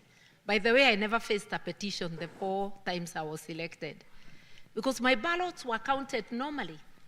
But now in hindsight, and having gone through the whatever, I know that there are places ballots were stuffed. When Kaboko was telling me that his election was stolen by Kanu in Thika, in Juja, the whole of Juja and Thika were one constituency. I didn't quite believe him because George Thuo, who had won, was also a friend. But when they went to counting, the court nullified George Thuo's election, and we defeated Uhuru and his Kanu that election. We got Kabogo re-elected in Kenya. So I know for a fact there was fiddling of votes in Juja the way ODM was claiming. In Chepalungu, when I stayed overnight at KICC, the votes of Chepalungu had been listed as 337,000, which was more than the population of Chepalungu at that time. When I raised with IEBC, they told me, and like a fool I believed, because that time I didn't know there was massive rigging. They said it's a typographical error. They brought an adjusted sheet showing 37,000, and they said they would deduct 300,000 from Raila's votes. I'll give you only those 2 examples, and also tell you that Kasipul Kabondo had voted 115%. Those who were analyzing said any station that turns up more than 90,000, even 90% is impossible. But anyone that turns above 90, you remove, because that is an impossibility. So the situation Macharia is talking about, he's talking as a supporter of Raila, who had put in his energy and whatever. He is therefore talking about whatever he was told by the PNU without, either maybe he didn't know or anakanyanga break on what ODM did. I was a staunch supporter of PNU, but they had not told me what was happening. If I had left Kirinyaga, and you read in my book, 20,000 people had not voted in Gishugu. They tried to get me out of it. I refused and told them not to call me again. I had defeated my closest opponent with 12,000 votes. Had I left and they take 15,000 to add Kibaki and add to my opponent, they could then have said, amenishinda nangapi? 3,000. That's how elections are stolen. But something was telling me you cannot live without your certificate. So we now know what happened. I was courageous, able to hold a whole hall alone, because now I know what wa ODM walikuwa wondering, kwani she knows. I didn't know. I just thought people had been elected the way I was elected. So to change this rigging machine, let the votes not be close. How did Kibaki win in 2002? By, not 2002, 2002. Yeah, it's 2002, not 1992. He won because the vote was overwhelming. If it had been close, if members of parliament were close, Kanu angefinya finya. Already Moi was being told by some of his people not to give up. But Uhuru went and made a concession speech. And even if they had added votes, they had no parliamentarians. They could not have survived the first day in parliament. Tungefanya motion of no confidence. So the only thing is for Kenyans to be serious. Unite, liberate is our slogan.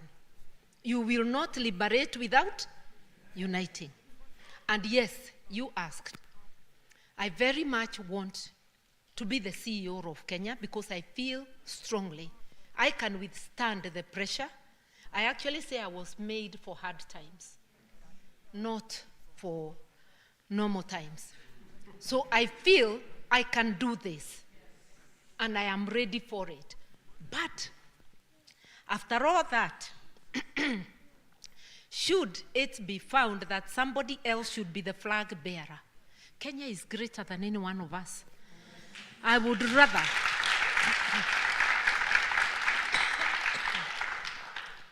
rather step back and not see my country sink.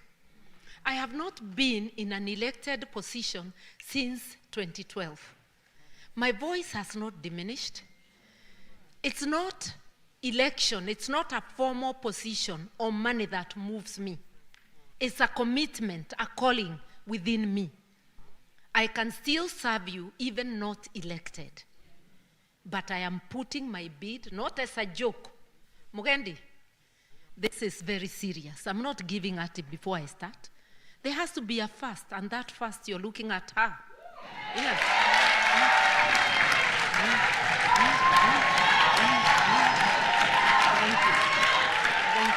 Thank you.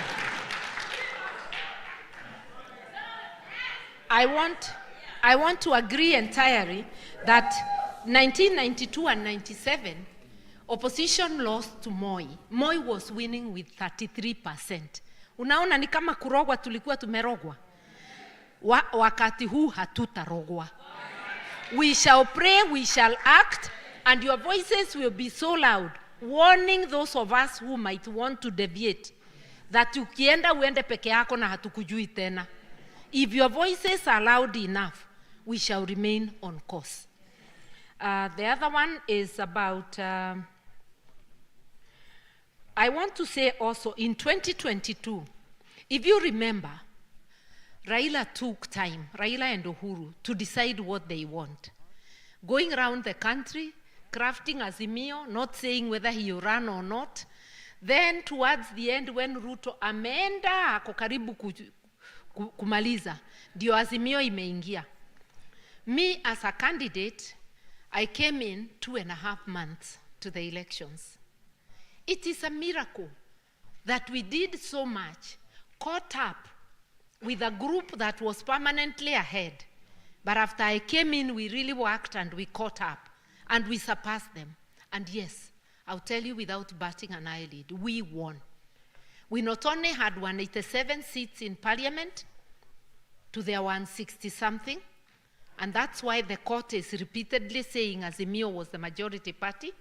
We also had 27 counties to their 20, and I'll tell you how I count that. The actual counties where Azimio has governors is 24, okay? But Taita Taveta has an independent governor who had been rigged in Azimio, not in Azimio, in ODM nominations. He went as an independent. He won, but the county voted for Azimio. Count that as the 25th. Nairobi, Sakaja won. Or they said he won. But the vote was Azimio vote. Tumeenda sasa 26. Inaitwaje? Narok. Narok, the governor won. They could not announce a different governor in Narok, Masai wangewamaliza. Contrary to the law, the governor election of Narok, gubernatorial election of Narok, was announced at Bomas, which is against the law. But the county voted for Azimio, although they announced a KK governor. Isn't that 27? Kirinyaga was an independent who had won. They returned to Waiguru, but the county had voted for KK. Because the counties, Meru is an independent governor who won, Kawira, whom they removed recently. But the county voted for KK. That is how their counties are 20, na zetu sikiwa 27. It's an impossibility. For us to have 27 counties, more members of parliament, and they win. And if you want to know the big counties in Meru, Kiambu, they won those hands down. Other two big counties, Kakamega and Nairobi, Azimio won those. So you cannot say it's that we want small entities. We want big counties. We want that vote. To avoid that, my dears, put in your effort, I put mine. Let us organize Kenya, county by polling station by polling station, ward by ward, county by county. Let the overwhelming vote be on one side. Let us relive our experiences and what we need to get out of the whole. I believe if we do it in the coming 1 year, things are going to change. You do not want cartels, fund political parties and fund candidates. Not sio pesa ya kupeana, logistics only. And adopt polling stations on voting day. Let us safeguard the votes. They will have nowhere to hide. We are intent on winning this one. I think I have one more. Wesley, you asked my resolve. At 67, believe you me, I must have an amount of resolve difficult to move. I survived Moyera, survived Kibaki, and even walked out of a government I had fought for. I have walked out of Azimio. I'm still going strong. And I've said, for 12 years, I've not been in a formal position. My voice does not diminish, it increases. If that is not resolve, I don't know what is, my dear. Amen. Thank you. Thank you. Thank you so much. Thank you, Mheshimiwa. This is very candid discussions. Oh, you didn't answer his question. Not him. There were two questions here. What was the other one? I wrote Wesley.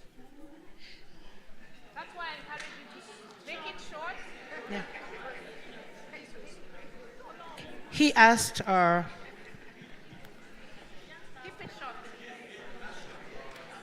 Yeah, it was about the conversations with our families back home. It's not easy to have the conversations. And yeah. Thank you. I'm talking of conversations, but I want to tell you this. I want to tell you this. If you remember, when I became the Azimio running mate and went to Mount Kenya, for the past 5 days, I had to brave serious hostility and shouting. I was able to calm them down eventually by just telling them a few truths, that the vote is in your pocket. I cannot raid your pocket to take away your vote. Listen to me and give your vote to whoever you want. Number 2, coming to my meeting is not compulsory. Go away and hold your meeting with your candidate, wherever you choose. And let those who want to listen to me, listen to me. At the end of 5 days, there was no more noise in Mount Kenya. Candidates were able to walk free. Sometimes we become so cowardly to meet opposition, even insults. Answer that person even on social media, calmly. And keep on to your lane. You will find others who will help you push back. Let us have the courage of our conviction. If you are convinced, let it be. You may not have to go and fight the masses like I had to and endure shouting from the masses, but you can do with your keyboard. And you can even tell a colleague who is on the same forum to help you. That is what we normally do, so that you are more voices. Let us encourage one another. Are you ready to give up on your life, on your space? Because it's about our lives. A country is not like a wardrobe. You are out here. Is your entire family out here? Are all your friends out here? No. You remain connected to Kenya, whatever you do. Let us fight for our space. I'm fighting for my space. I should be retired, enjoying retirement. But I want to see a better atmosphere for my children to raise their children and for my grandchildren. And my children are people of the age of my children. Anybody who can be my child is my child. Any Kenyan who can be my grandchild is my grandchild. We have a common fate. We are the majority. People of goodwill are always the majority. Let us rise up for our space. Let us step up. Thank you. Thank you so much. And you are still very young, Honorable Martha. At whatever age, we have a president here in America who is way older than you. So, amen, so you can do it. We're going to do some gender balances here. The last session, we had no lady. So let me start with a lady. And we're also going to go to the back. My question is about healthcare. It's a political question because politics determine our healthcare. Healthcare has gotten to be so bad in our country. We have personal stories of how even like my mom and people we know have been affected. How will the next government, which I hope you'll be the president, how are you going to hold practitioners, doctors, and hospitals accountable for what they do like we do here? Okay, well, let's go to the back. Yes, go ahead and ask. Thank you. My name is Diana Korir, and I have a question for the Honorable. So happy that your book is out. I found it on Amazon, and I'm happy that you said if you want to see the other side of you, find you in the book. And I'm glad I've seen a part. So mine, for one, is not a political question. It's actually a question in the book. You wrote about coming from the village to going towards the city and how you are trepidatious and you are happy that your father was there to take you to school and you ended up in Nairobi school and you gave your journey basically. And my question to you is more towards gender equality. A couple of days ago, we heard about what happened in Buterere. Is that it? Butere, sorry, Butere. Add an area at the end. Butere girls, right? And it's still ongoing, and it's the topic right now. My question to you, based on what you have said in terms of where you are today, your father thought you should be a teacher, but he still supported you to be a lawyer.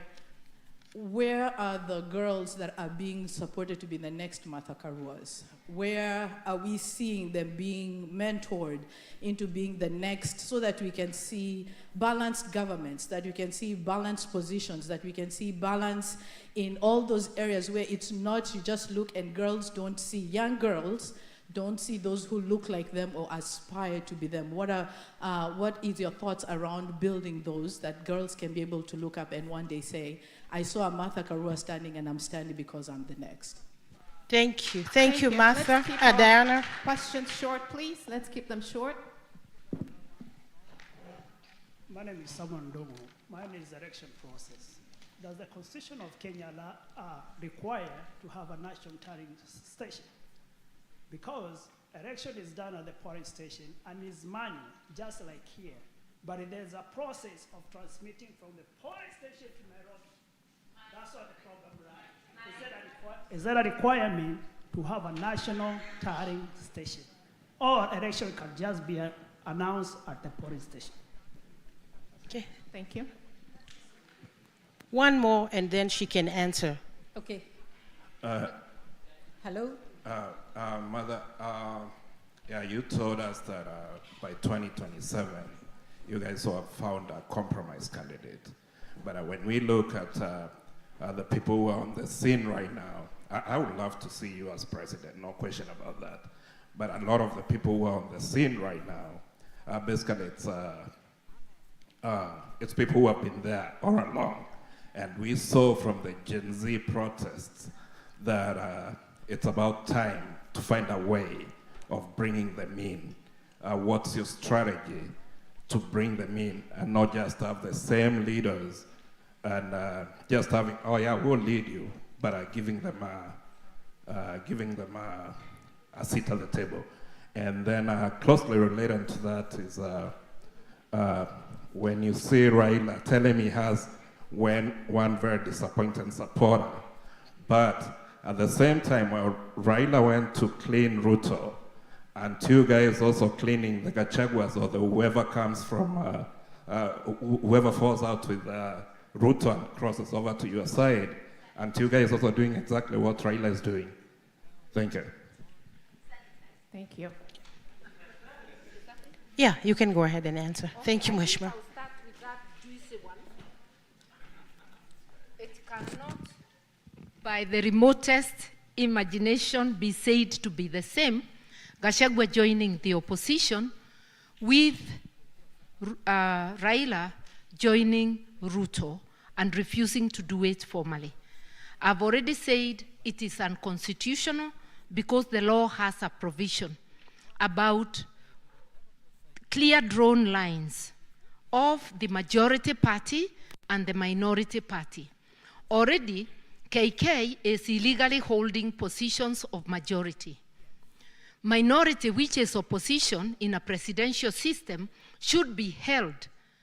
The watchdog committees, public accounts, there are 3 of them, public investments, 3 committees, total 6 committees should be in the hands of opposition.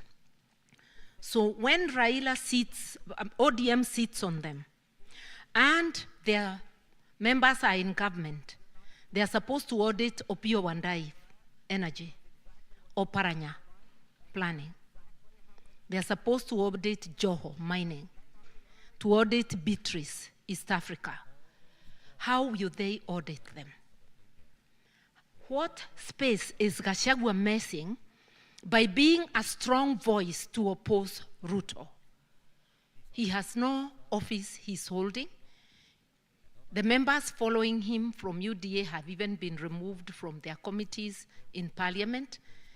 There is no parallel, but there can be a concern that the group we are showing as we stand, you may wonder, are we going to be any different? And that will come depending on our choices when it comes to who is the flag bearer. If you remember, because I can see you were an adult then, 2002.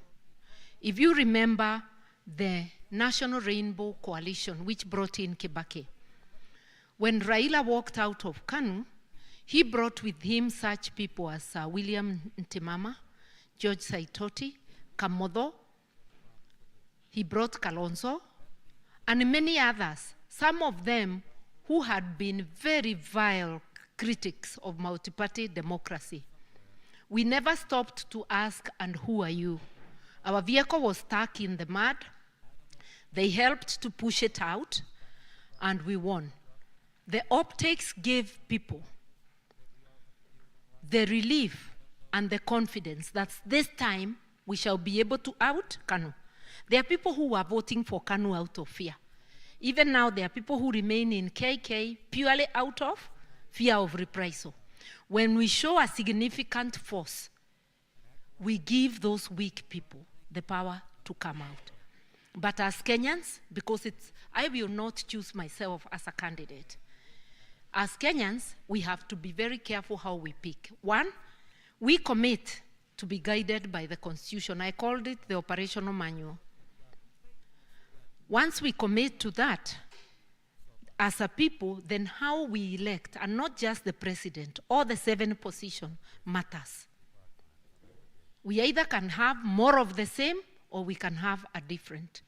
But if you form a political party and say, unless if you have a certificate of good conduct, don't come, you shall not attract membership. But you can have a criteria for who becomes a leader, who becomes a candidate. And I will tell you this of my colleagues in the opposition, including my brother Gachagua, that we have committed to be guided by Article 10, which are the national principles and values of governance.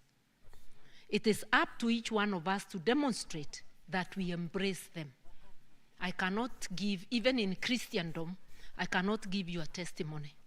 I can only give mine. So let each one of us give their own testimony and let you, the people, be the judge. Yeah. Now, Gugi, you asked about the counting of votes, elections. I don't know whether I got your name correctly. Whether the Constitution allows, provides that election counting is done at the polling station, counting and announcement. You are correct. And the minor KI case also confirmed that. Last elections, Chebukati illegally forbid elections, presidential elections, to be announced at the polling station, yani wahesabu wafiche. All right? Ndivyo akifika Nairobi afanye vile anataka nazo. We were wrong, the media was wrong. The Constitution clearly says transparent, accountable, verifiable. So once it is counted at the polling station, the National Tallying Center cannot count again. Only a court order can make another counting. So that vote must be announced to the world at the polling station. That way, as Kenyans, we shall aggregate and announce the president before the IEBC. And that's what they did in Senegal. I observed Senegal in January. By 10 o'clock, there was a carnival on the streets. Because Senegal, like Kenya, a polling station has no more than 700 voters. Some have as low as 3. Counting cannot take more than 2 hours.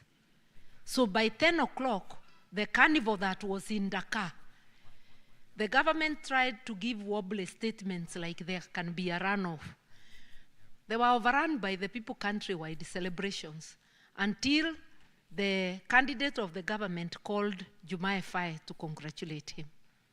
The same way Uhuru conceded in 2002. Yeah, so we can overrun and we must disobey unlawful orders. A presiding officer even if he doesn't announce, once it is signed by the agent, they also get a copy. The media and everybody. And if the media is hiding social media, we must have our own parallel. And we shall announce polling station by polling station. If you wait for manipulation. Imagine 2002, when Kibaki came in, the 2010 constitution was not there. But we counted, we waited at the polling station, and each polling station announced. Do you remember that, 2002?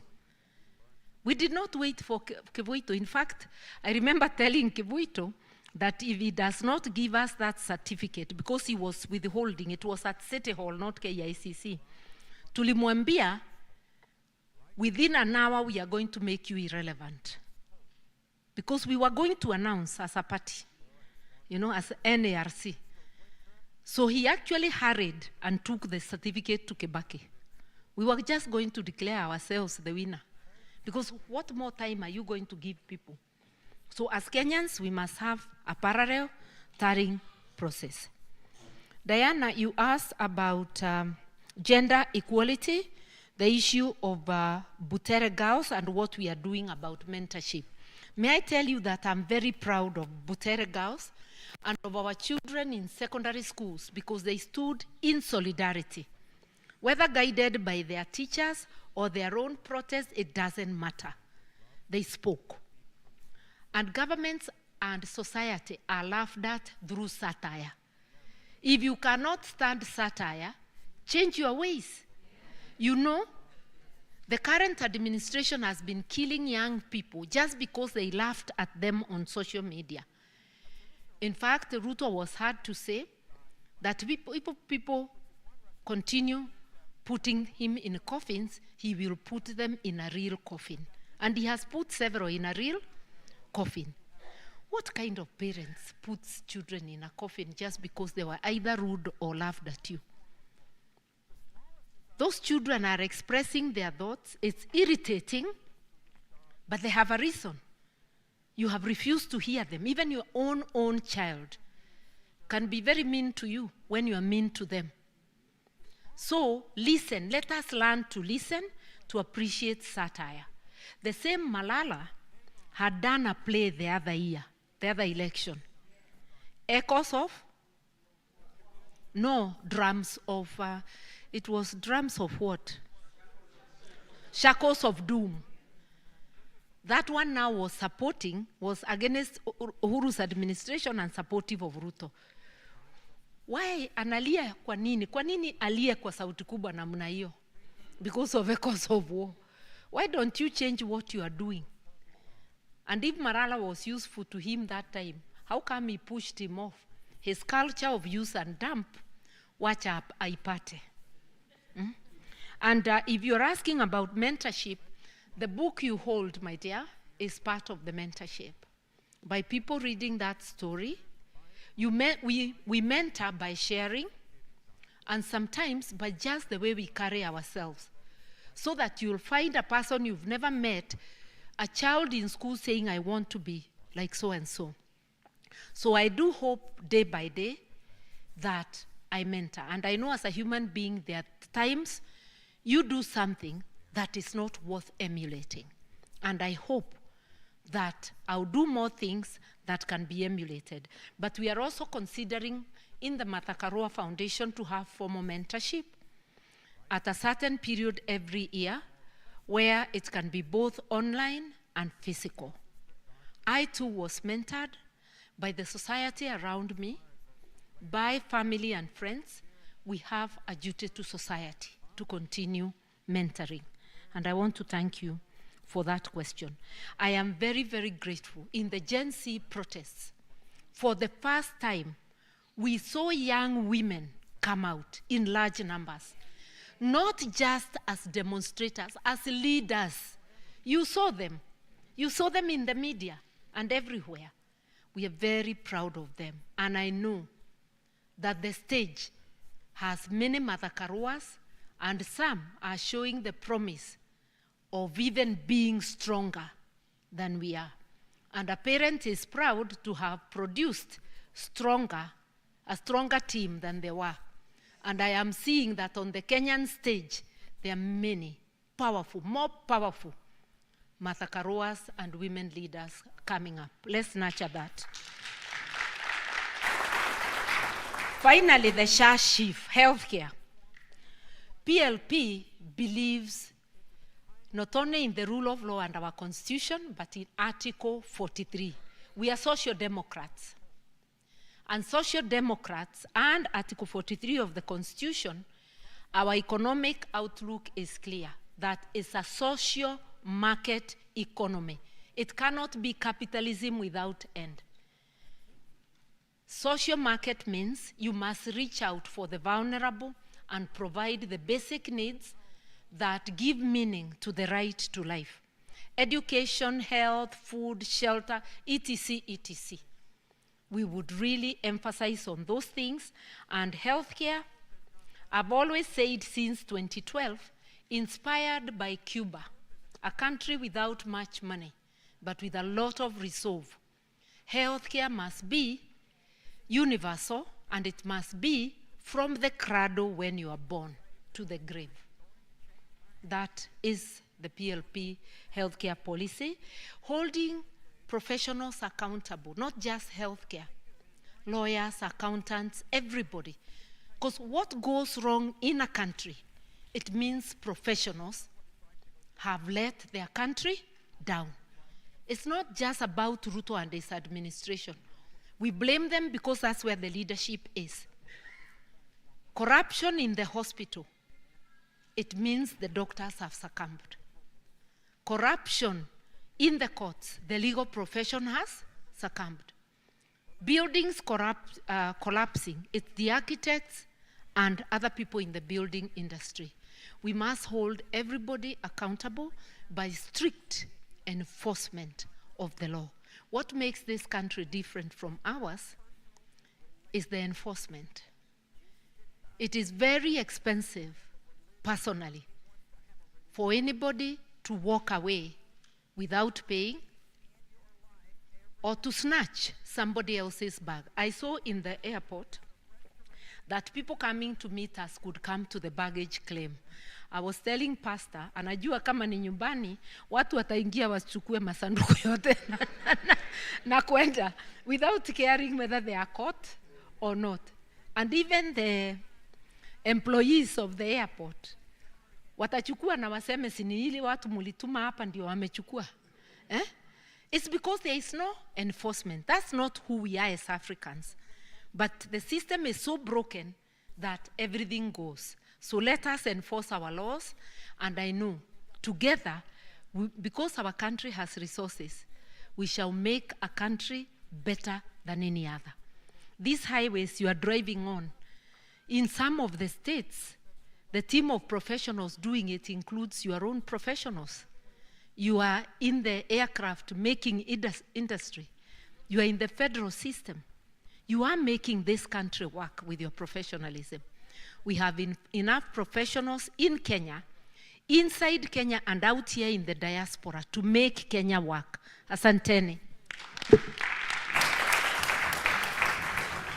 Asante sana Mheshimiwa. I think what I'm hearing, if you heard what I heard, we have a lot of work to do ourselves. We cannot leave it to our leaders to do all of the work. I have one more question that maybe you can help enlighten me on. Why are we sending peacekeeping missions to Haiti when our country, our own country, is in dire need of peacekeeping? That is my own personal questions. I'll take a couple here and then we'll turn it back to, okay.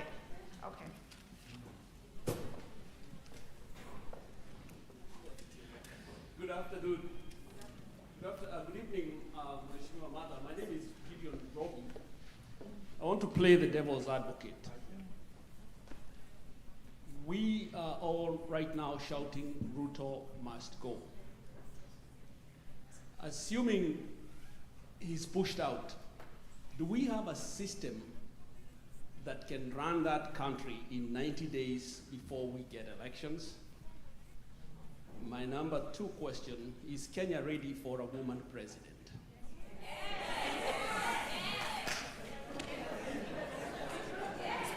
Okay. here is my question. Hello?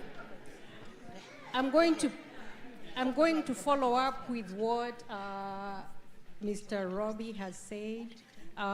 Mine is gender related. It's also personal.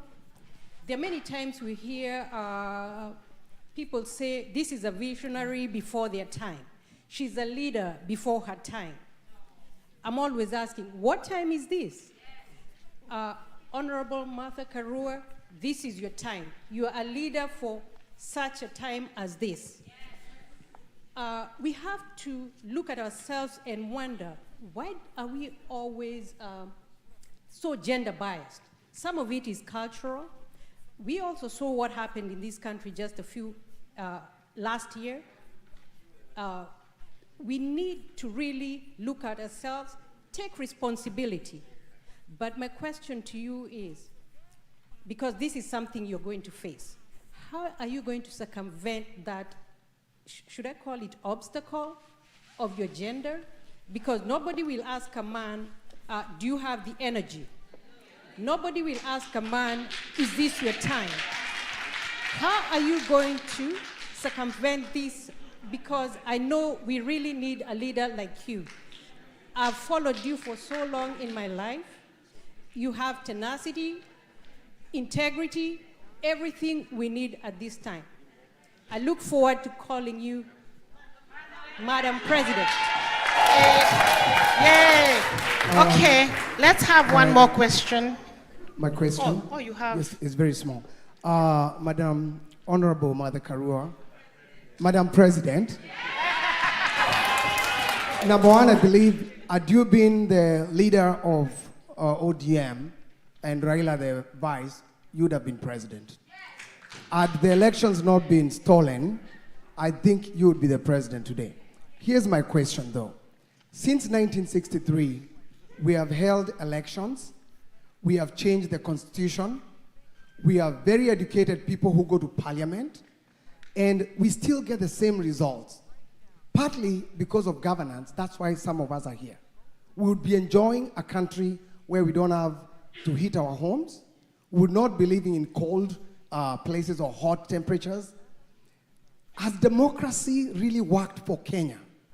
Is there a better system that the likes of your mind, of your caliber, having been in the 2010 constitution that was crafted, can you go back to the drawing board and come up with a better system for our country without emulating America or UK?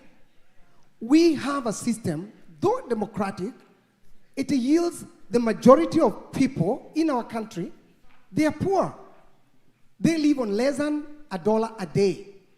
We have the highest number of public theft today than we had during Moi's time. Is democracy the right thing for Kenya? Thank you. Thank you, Mugendi. We'll have one last one so she can answer. My name is Rachel. Thank you very much for giving me this chance to ask this question about civic education. It is very, very important. Would like to know how much you do the civic education, especially to the villagers. Those people, they do not know why they are voting. They do not know why they are going to vote, and that is why they ask in the day of voting, who are we going to vote for? So they do not know the idea of voting. That is one.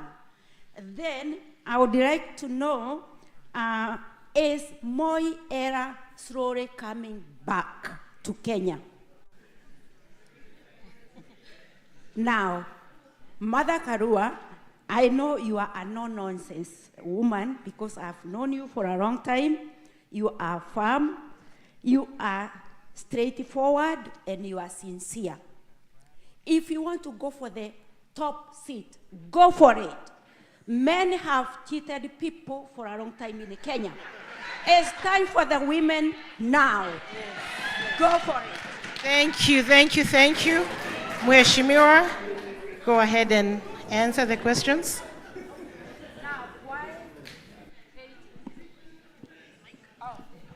Why Haiti? When we are having security issues at home, and when we can't pay to be out there. I think it's new colonialism and puppeteering.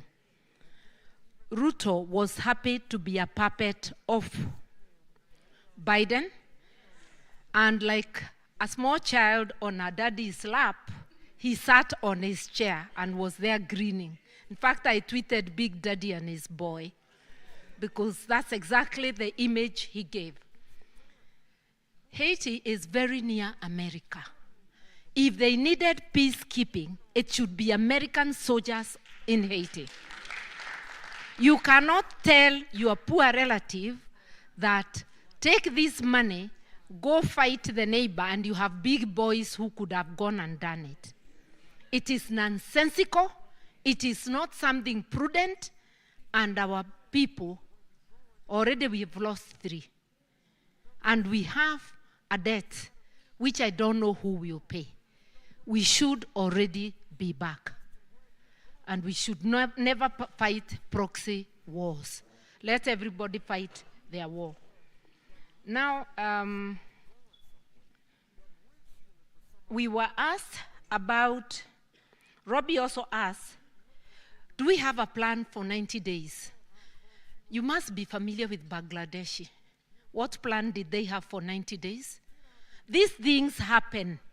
The army tried to say, and so is the one, I think they were giving the speaker.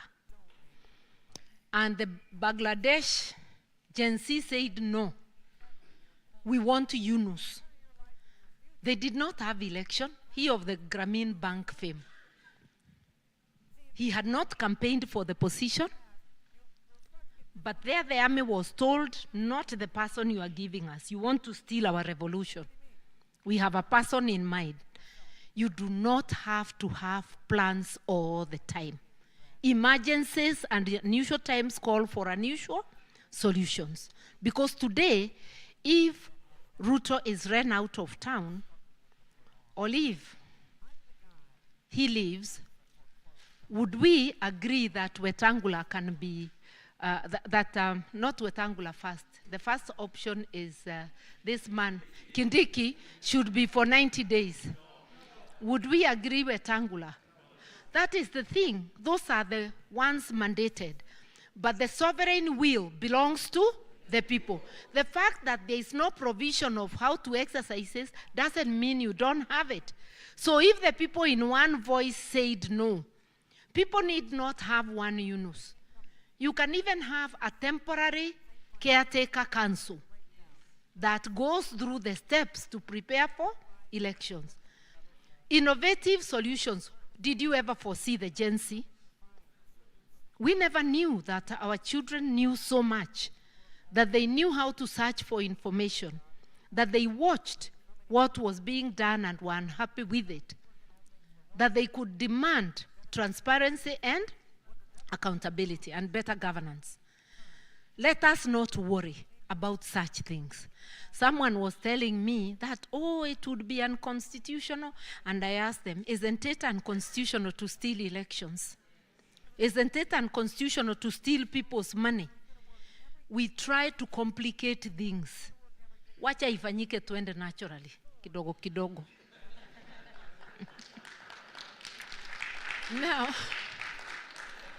Now, is Kenya ready for a woman president? Yes. Before you even answer, when did Kenya meet to agree that they would rather have an incompetent man instead of a qualified, capable woman?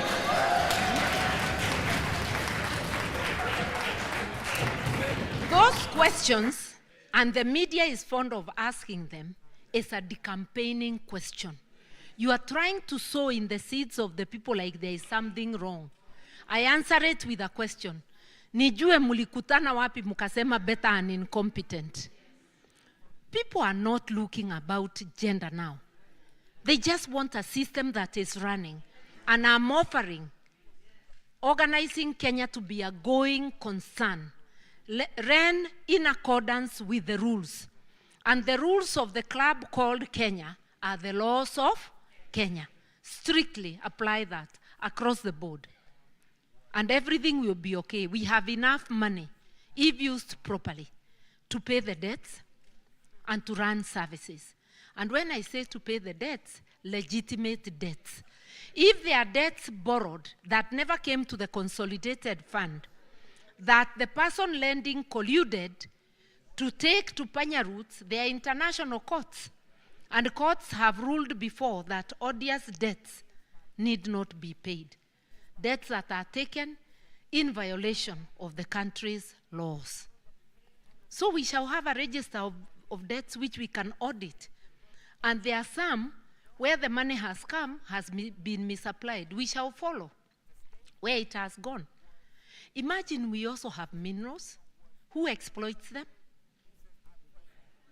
Some people collude with foreigners to exploit us. You are given a tiny percentage, but because you are an individual, it's so much, you sell your motherland. Like the young men of the Sahel, we shall look into those issues. Use of resources is use of everything. Natural resources, human resources, because if we utilize our human resources, we would go far.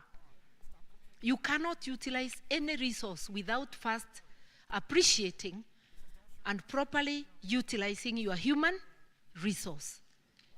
A Karua administration would use all our resources efficiently and to the benefit of the people of Kenya. Now, the other one, is Kenya ready now? Naona kama tumemaliza.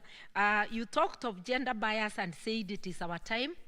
Let us not propagate what would not be right. Our conversations should not be about not electing a woman or a man. It is about getting the most capable, the most suited. We may have the same qualifications with Mercy, but you may find that the work that is there, Mercy's character may not be suitable because it involves heavy lifting, it involves a lot of war, whether of words or of ideas, and you say maybe Mercy is good in the back room. You may find if it's of diplomacy, Karua is not suitable, it will be Mercy. So look at the capabilities. Hata nyumbani kwako unaangalia hata watoto, unasema wewe shika hii, wewe shika hii ingine. Tuache mchezo. Any word you speak, you are sowing a seed. Let us sow seeds that will help our nation. Asanteni. Oh. Lastly, I was asked about democracy. Democracy is not perfect. Like all things man-made, it's not perfect or human-made. Anybody with a better system, tell us. In Rwanda, and I'm saying that at the risk of Kakame hearing, there is no democracy, but he organizes the nation, it's orderly, but you may give your idea, and that will see you very far, or it may be the end of you. Do you want that? Democracy with its imperfections does appear to work. Let us stay in a place which is not strange.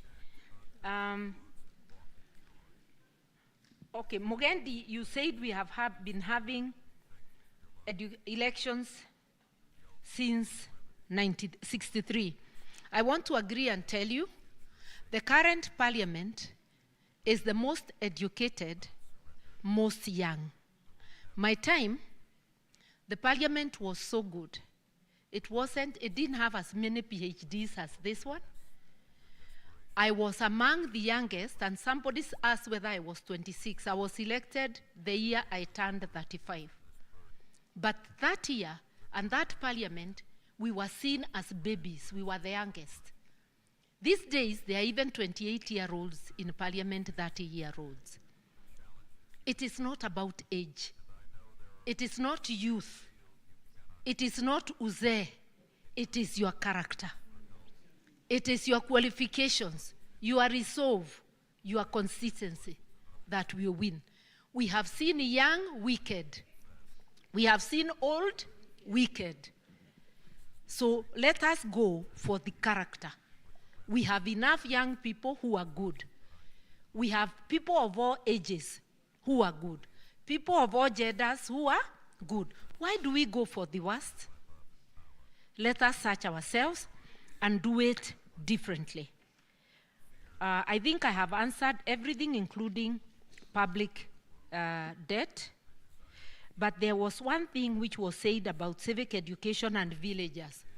Let me tell you that hata mtu hajasoma, including that villager, we all have a moral compass in us. We know between right and wrong.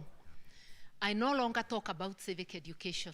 I talk about civic engagement. Tunakumbushana na kuwekana nguvu. Wacha tufuate hii. Sometimes desperation makes you forget what you know or ignore it and go for the present. We are encouraging each other to do the right thing. Civic engagement. You can do it on those phone calls, on that discussions we have. We can do it in a forum like this one. This is an engagement. We can do it everywhere. And it doesn't have to be even donor-sponsored or partner-sponsored. We are the partners of our country. We shall sponsor it in every corner. Let's all get busy having this conversation, and all will be well. Asanteni na mbarikiwe. Asante, asante, asante.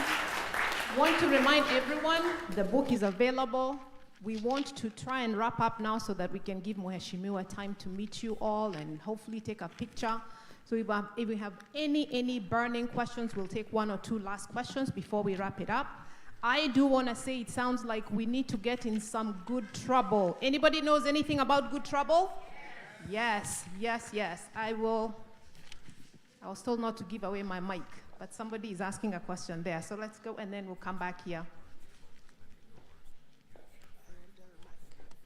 Okay. Oh, hey, okay.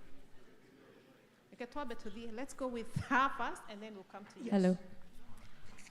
Thank you, Honorable Martha. My question, I just want to revisit the incident we had last year due to the finance bill. We know it's another coming year for the finance bill, and there's also already some proposal of what is coming, which is more, it seems like it's more punitive than what was last year. I'm just wondering what measures need to be taken to prevent the incidents that happened last year from reoccurring again, and especially the loss of life. And also this thing of imposing taxes to the citizens where life is already difficult. What is your idea on what needs to be done on that? And then my other question was, why can't Kenya have like one opposition instead of these multiple parties? Because the more parties we have, the more division. And as we know, some of these parties are supported by interest group to defeat the opposition. Do you think there's something that can be done to have at least one voice for the opposition? Thank you. Thank you, Mother Karua, for coming. And my question is straight. Have we implemented our constitution fully up to now, 15 years down the road?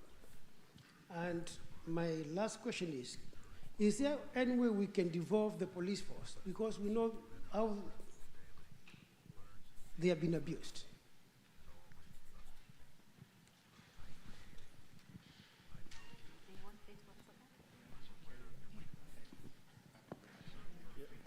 Okay, I think that will be, okay. I have one question. One, Mr. Yes. Kamau, and then Yes. you, and then we'll wrap it up. Thank you. Yeah, so my name is Kamau Ngige. My question for you, Martha, is I know we always come with good ideas and politicians come with good ideas. What's the plan of your team? Because I'm sure we're gonna get Ruto out of power. What's the next plan to deal with the neo-colonialists? Because right now you say they took over the CBC from London. We had the Keto being jabbed. We had Bill Gates with all his shenanigans. So how are you guys going to deal with Western influence, which has been there since 1963? Thank you. I think this is going to be the last one, Honorable Mother Karua. And by the way, I happened to school in Kenyaga, your constituency, many years back, Kanyari Mudoga. So my question is this, and it's been a burning question, because I think there is a major challenge when it comes to morality. I know you talked about the principles of leadership, the question of morality. Why does it seem so difficult? I know we cannot, they say you cannot registrate morality. You look at the level and the depth of corruption that is literally going on. What specific suggestions do you have? And I know you talked about going back to the wards, but we just seem to have an affinity to just get bad leadership more often than not. That's my question. Okay, this is our very last question. Thank you. Mheshimiwa Karua, we honor you. You are a great woman and a great daughter of Africa. My question to you is, this diaspora you see here, in your administration, not if, but when you become president of the Republic of Kenya, we would like to partner with you in the development of our nation.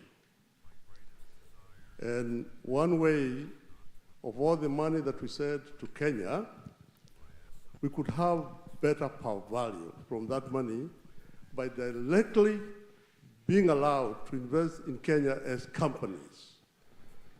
What do you have in mind, or have you thought through a process where we provide jobs for our Kenyans and develop our nation, and the money stays in our country, and we become richer here? Thank you.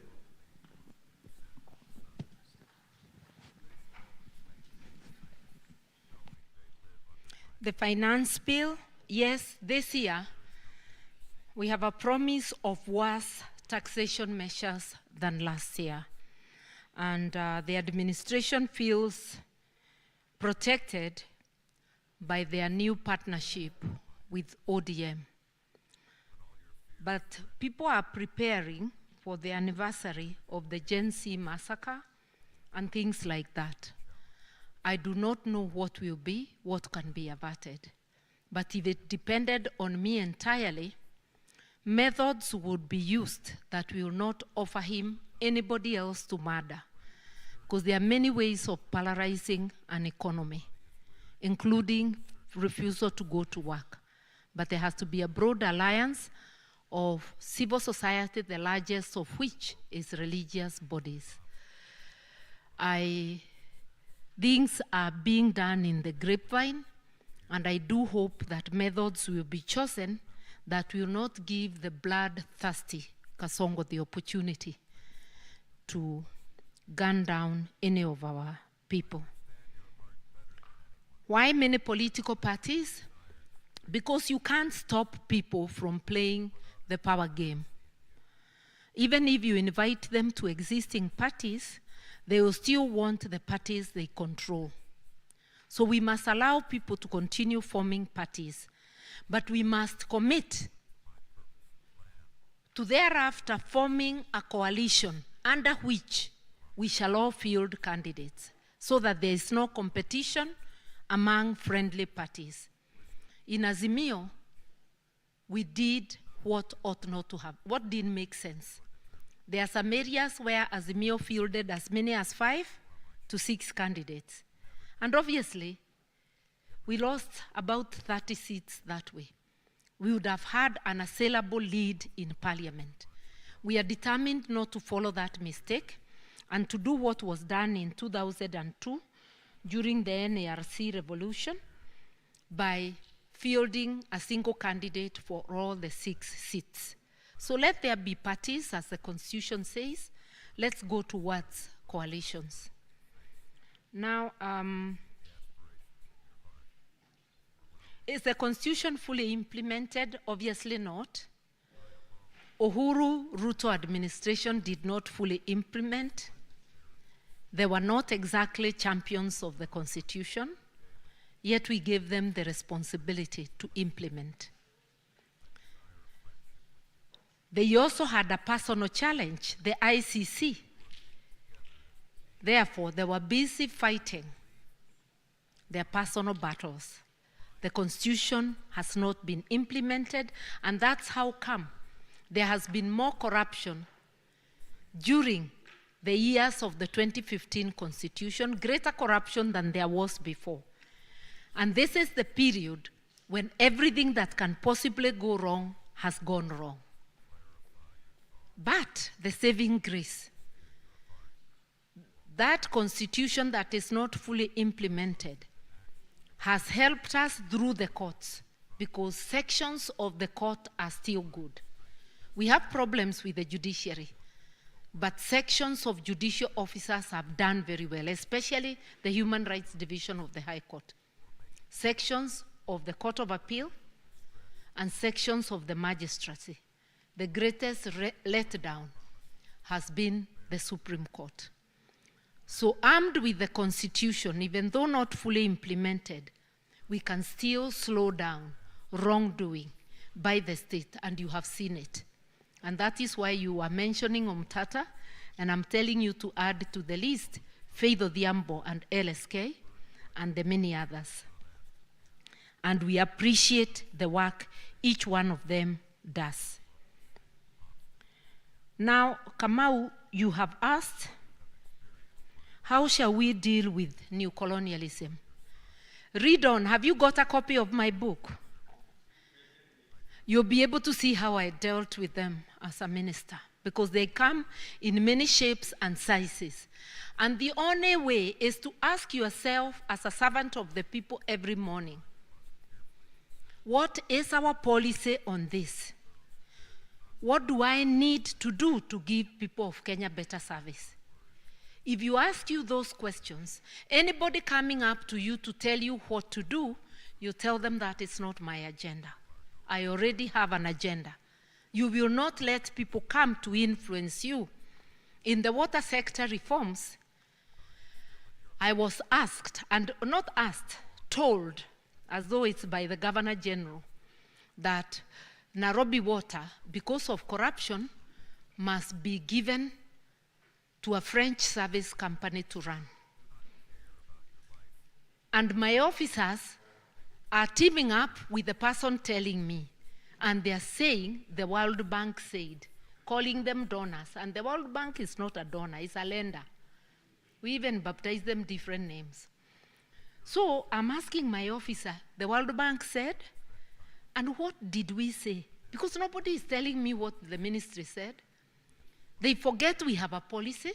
They forget these are our reforms. They're coming to tell me what somebody said. I scattered the World Bank. They ran away from the ministry for 3 months. They said they will not fund us, and I told them to go. Treasury told me that I'm chasing donors, and I told them I'll take responsibility because the act says the minister. And I was the minister. So I said I'll take responsibility. When the reforms started taking shape, and whispers among partners was that water is really coming up, they came running. I didn't call them. Walikimbia. Because they don't want success without them. So we have to ask ourselves every morning, what is my role? How best can I serve? Sio kukaa kama huna agenda, uletewe agenda ya kwenda Haiti na hujui Haiti ni wapi. Na hujui hiyo fujo ni fujo ya aina gani. Unaona? How are we educated to stay with empty minds without an agenda? When you go to an office, it's not personal. There is a policy. If you are leading a policy position, once it's passed, you defend it on behalf of the government. We must defend our dignity and our interests. And that would be my position. And I would lead, a Karua administration would lead that way. What I did alone would be government-wide. Actually, that's when I started saying I want to run for the big seat. Because I realized to bring nationwide change, you need to be the CEO. then you'll be able to drive the agenda. Otherwise, one ministry will do it when two others are not doing it. You are moved from, like when I was moved from water to justice, things we had stopped started going back. I tried twice calling Treasury. We were able to reverse, but can you be on them every day? You are also busy where you have gone. So we need an organization-wide approach, and that is why I'm seeking the CEO's job. Now, corruption is a matter of choice. Disobedience of the law, because that's how corruption comes in, it's a matter of choice. We must punish bad choices through enforcement of the law. It must be a very costly exercise for a person, however high in government, whether a minister, whether the president himself. And that's why systems that work are great, because they can even punish a president. No system is perfect, but we admire systems that can even punish. We must get there. And this now goes to us as individuals. How do institutions and systems become strong? It's you and me. We are the professionals. We are the ones letting down our country. As a professional, you should be able to tell your minister, your president, anyone, no, sir. Like the Secretary of State for Georgia told Trump once, to find me 11,000 votes, no, sir. I got a job to do. So you got to tell everybody I got a job to do and remind them of the Constitution. I took an oath, I got a job to do. That's what Pence told Trump, isn't it? We need to be loyal to our country, you and me. And we need to campaign to remain loyal as a people, to make the choice that grows our country. About diaspora partnering for development, great idea. You've lived out here, you've seen many things. We are ready, able, and willing. And a Martha Karua administration, a PLP administration, would partner with not only the diaspora, but Kenyans living in Kenya. Not giving foreigners tax holidays when Kenyans investors, which are the majority. Do you know if you put the Juakali together, throughout Kenya, they are a greater employer than any other corporation? Do you know they also could do with tax holidays? What about our young startups? Don't discriminate against your own people. Stand up for them. They are the ones who have put you in position. That's what a Martha Karua administration would do. An economy that works for the people of Kenya. A just economy. Thank you. And I want to end by saying, asanteni sana. This is the end of it. And I want to say, our work is cut out. You and me must get working. Those who feel they can join PLP, it's plpkenya.com. If not, kindly join any other party of your choice and work towards improving Kenya. You could also join my campaign, which is at marthakarua.org. I can't read without glasses, so I'm asking for help. marthakarua.org. Yeah. Asanteni sana, mbarikiwe.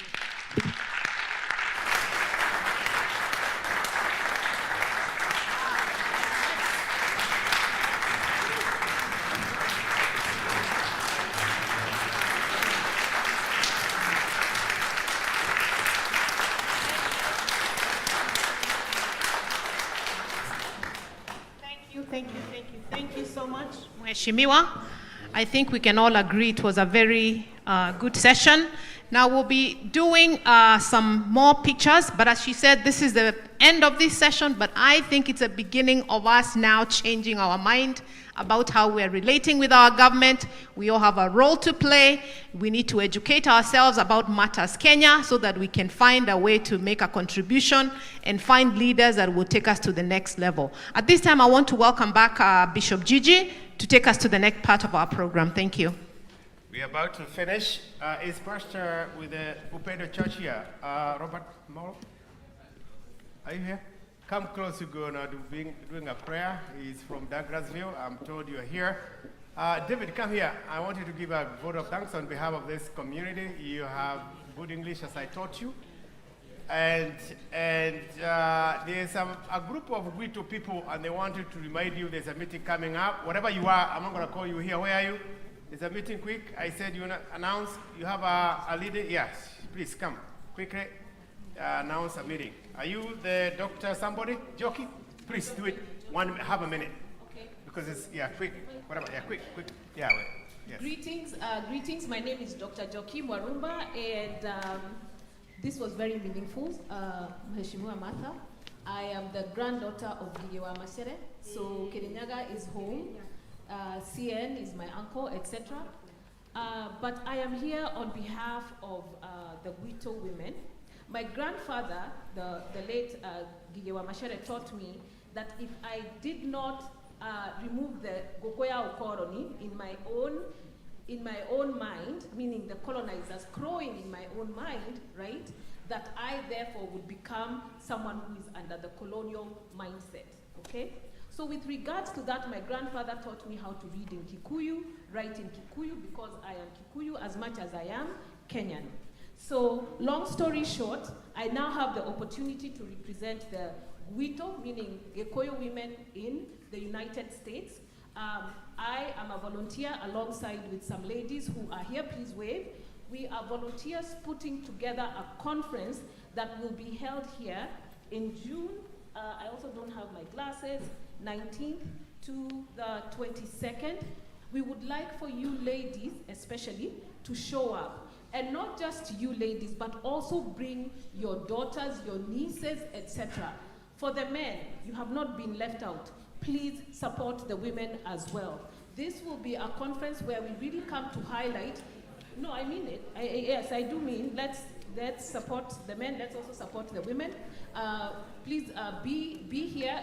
We're going to be meeting. The details are available on this little card that is available out there in the front. And finally, I would like to thank this church, and I would like to thank our Mheshimiwa as well for the opportunity to actually get to invite you all. So karibuni nyote. Thank you. Of course, we are so happy at almost 6, and you guys are here in Atlanta. It's a great honor. It does not always happen. It's because of the contribution. I want this good friend to give a vote of thanks on behalf of this community for Honorable Mother to be here. Yes. Yes, I'm Jambo. Yes, and I think most of you know me, but yes. So for those of you that don't know me, my name's David Ochwangi, David Ogego Ochwangi. Based here in Atlanta. I lead an organization called the Association of Kenyan Diaspora Organizations. This is my home church, but I'm just so happy that we've had an opportunity to share with Honorable Martha Karua. Of course, many of us have known her for a long time. It's a call for action, as you guys have heard. I wish I had time to really share with you most of what I think we can do, but maybe I'll just say a couple of things, right? What has been called upon us to do as a diaspora is to get engaged. It's just that simple, right? Kasongo has done a lot of things to our country. For those of us in politics that have really followed this discourse over the years, we do know he wasn't the right guy for the job. And we've been proven, my friend, and it has been proven that we were right. But now, those of us that have been proven right, and unfortunately, we've been plunged into a position where we have to tow the gari out of the matope. So we have to do what we have to do. What happened last year and the injuries, the harm, the killings, the kidnappings that were done to our youth, the Gen Zs. Somebody has to be held accountable at some point, right? It's not enough to say, Kasongo must go.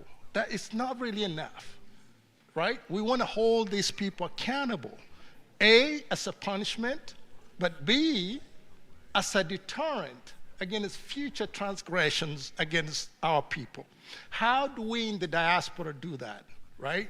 It's by partnering with Honorable Karua and those of like mind to do what we can to remove Kasongo from power and hold him accountable, and also make sure that we have structures in place to make sure that it does not happen again. For those harms that were done, the killings, right? I think we have an arsenal, us in the diaspora, right? To make sure that he understands that it's something that we can do something about. How do we do that? The man has already been indicted at the ICC, right? We can do something to open an investigation at the ICC so that it's on the radar. Those of us who have contacts with this government, the Trump government, as much as we don't care for it, I care for it, but I'm just saying, as much as you have issues with the administration in power, you know, this is our opportunity to lobby this government and say, please stand with us. The message that Kasongo would get is that you cannot, the diaspora is engaged. It might not be directly, but we're still engaged. So I'm just planting a seed in you guys that there's some of us that are engaged in that kind of activity. I get lampooned a lot for doing that, but so be it. That's our participation. That's our engagement. That's our role in helping our country get out of the quagmire we find ourselves in. With those few remarks said, I just want to thank all of you for being here, of course, for the opportunity to share with Mother Karua, Honorable Karua. We can't thank you enough. We look forward to working with you again and again. Please come back. And again, thank you so much. Thank you, everybody. Thank you, Sir Keke. I am told there are only 10 books left. If you are there and you have not bought a book, because the Honorable is going somewhere for dinner, and I'm sure some people will be waiting for those books, so that you don't come back asking. Is there anybody who doesn't have a book, please? Hands up, the other books. Please set them, because other agents, if you are selling a book, there are some people with hands. Hands up, please. There are only 10 left. Okay. Anybody grab a book? Mercy? Guys, and get it, it's $25, those. Or you can stretch your hand and get it there, or be brought as long as, yeah. Your hands up. It's only 10 left. Out of 100, Zimeisha. And when you get it, you pay. We're about to finish, and I'll be asking our pastor to pray. And when we are done, attention, when we are done, Monica has done a very good job at the backlog. I don't know where she'll be studying, where you have the book. And if, attention, okay, not more talking, unless you're getting money for whatever, please. That way we can communicate. Those who bought book would have the first priority to take a picture with her. It is always fair. No taxation, no. Anyway, the best way, when you buy a book, when you have it, it's always good to shake hands that you got a book from her. Does it make sense? Kama wewe ni mkono mtupu, unataka picha hapa na hujanunua kitabu, ngojea wale wenye vitabu wapigwa na pi. Kwa hivyo, where is Rebecca? Come here. You are in charge of that. Mkiwa na Elder Teresa. These are the folks you are the elders. You are the people who are taking them. Na muhakikisha kwamba there is no much congestion here. Get a picture, and she's signing the last two. I want to ask Reverend wa kule SDA, sababu wametoka bari. Ni wachungaji wangeni wagapi wako hapa? If I say I finish. Other pastors, stand up, Rabaya, wachungaji. Hamna. Wa upendo anaitwa Robert Molo, na ningetaka atufungie kwa maombi. You have a wonderful choir. I taught them how to sing. I'm kidding. So let's all rise so that we can pray. And then we have the pictures up there. Sababu is good to finish with a prayer. Na after we are done that, we're going to go here pictures. Wale ambao wana whatever. Nashukuru sana. Na wale ambao tulikuwa tupigwe picha. Mnajijua? Kuna watu tulikuwa tuende mahali tupigwe picha na madha mahali kuna nyazi. Mnajua? Mnajua mahali tulikuwa tupigwe picha? Mahali kuna menya nyazi. Si mnajua? tutatangulia hiyo ili mkenda huko tutakuja baadaye. Kwa hapo tunapigwa picha kwenye nini? Kwa nyasi. So once again we want to offer a prayer. Let's stand before God in awe, because in everything we started. And by the way, it was so bad. Why don't you? Yeah, Mheshimiwa want to, Waja, come here. There's a lady you might find, and before you push her away, it's always good for Mheshimiwa Karua to tell you who is Waja. Waja? Waja? Waja, Waja, Waja.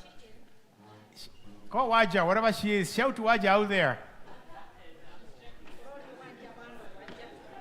Waja ambaye anabatana na Mwesh.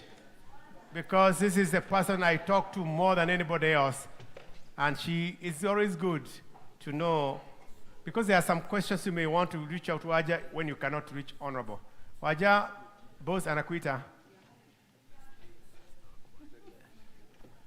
The word is, Waja, come quick. She's always on the phone, I'm telling you. She was just talking to Trump to tell her to keep it cool, don't worry, yeah. Waja Muhesh amekuita. Ni boss amekuita because they want to know there is a Waja. Yes.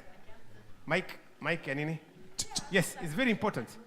There's a reason why you don't talk anything in front of her, so that you are genuine, because she's always with the honorable. Please. I just say hi. Yeah. Good afternoon, church. My name is Wanja Karaoke, and I work for Honorable Martha Karua. I've done it for quite a number of years. I won't say how many. But it's an honor to be here. We've been to Atlanta before. I think about 5 years ago. Yes. We'll leave it at 5 years ago. And yeah, available for follow-up. We are building a team, and each state is going to have its own team. So if you're interested in being part of Martha Karua for President 2027, please see me in the back, and we can tell you how to do that. Thank you. In other words, if you don't see Mother, you see Waja. You know what that means. It's very good when you see her around. She'll have a lot of answers, and she can tell you how to get close to her than anybody else. I don't want to say the title, but she's that important. Thank you, Waja. I talked to you. She made all the call. She did a lot of connection. And thank you so much for connect. Yes. And I should say thank you very much, Reverend, to you and your entire team. I used to live in Massachusetts, and I've been around a lot of Kenyan communities, but I have to say, damn, Atlanta, you show up good. You show up really good. In many ways, so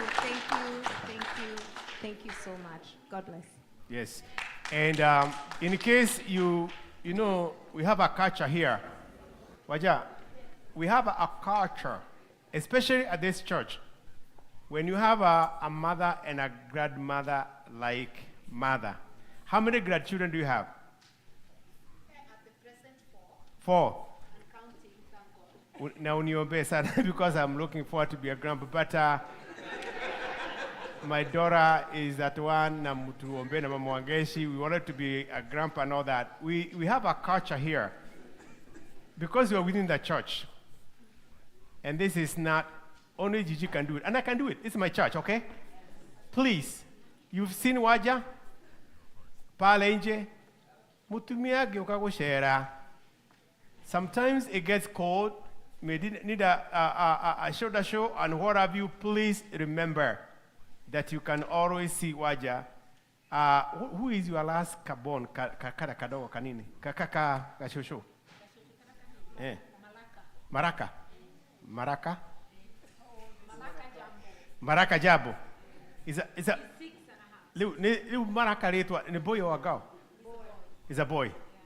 Okay, Maraka Jambo. Gideon, do you have a $20? Whatever. For Baraka Jabo. Simon. Maraka. For Maraka. Hey. See as KCC. Yo kijana anunurue. No, Dora. Whatever for Maraka. I know we do that. Let's do this. Only Gigi can do it. If you have something, come and if you are cash up, you can do KCC. Okay, anybody for Maraka? Maraka. I got $50 here for Maraka. We do these things. That's what we do at KCC. And the cash up.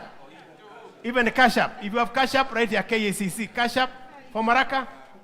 For Maraka. Lete. Maraka. Mwana. Mwamwinde ke Maraka. Weka cash app. Yeah, Maraka. Thank you. For Maraka. Kanyare for Maraka. For Maraka. Mutira adhimu. Maraka. Na ukiwa, na kuna cash app. Weka huko ya KACC Maraka. Mweka nini? Very good. $50. For Maraka. Mwamwina mwanake Maraka. Mama wangeshi duna 50 Maraka.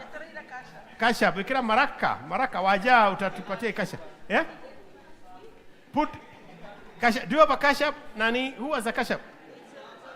It's already there. That's cash app. Wadika Maraka. Thank you for Maraka. Anybody Maraka? Mwanake, mwaka imirake. Maraka. If your name is Lea Chege, your book is here. And there's a camera, there is a phone that was found in the bathroom. Amepata mwenyewe? Oh, shule amepata. Maraka? Okay, so she does not have a 50. So you don't have a girl? Ria. Okay, Ria. Na wewe wa Ria.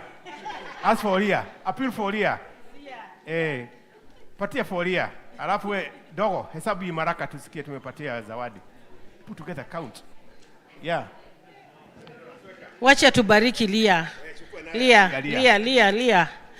Keheoke ya Lia, wa mama. Lia kanelea. Oh. Lia takurera. Oh, kurera. Nema litwa masudani ya muhuro. If you do that, that would be good. Ria. As you think about Ria, please see Catherine Ria after this prayer. Mchungaji, tufungie kwa maombi. Attention, everybody, mute. The books are all gone, right? How many? Only 5 books. Anybody left? I know they will go once we go to where we have the leaves for the photo taking, and I know that. So, tutulie mchungaji, jina lako na tuombe. Robert Molo from Upendo SDA Church in Douglasville. Let us bow ourselves for a word of prayer. Eternal God and our Father who lives in heaven, we lift up your name that is high, mighty, holy, and gracious, for your love, your mercies, and your never-ending faithfulness. You're a God of divine plan, and you orchestrated this event that our Honorable would grace this church with her presence and her book. Our earnest prayer and desire is that this book may not only be a publication, but also a proclamation of loyalty, truth, trust, perseverance, and a mirror that also reflects the vision that she has for Kenya as a country, for the good and for the betterment of the generation that is to come.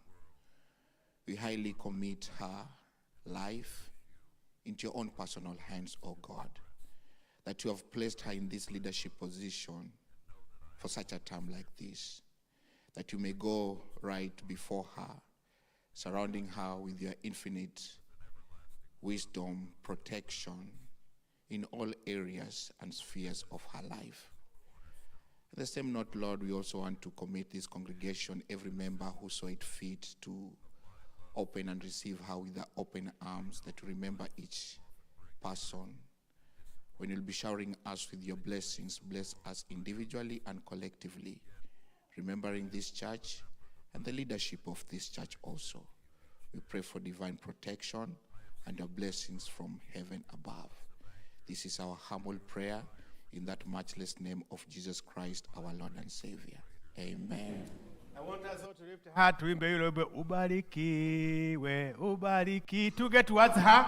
Ubarikiwe. Ubarikiwe. Ubarikiwe sana. Kwa familia yake. Ubarikiwe. Ubarikiwe sana. Kwa siasa. Ubarikiwe.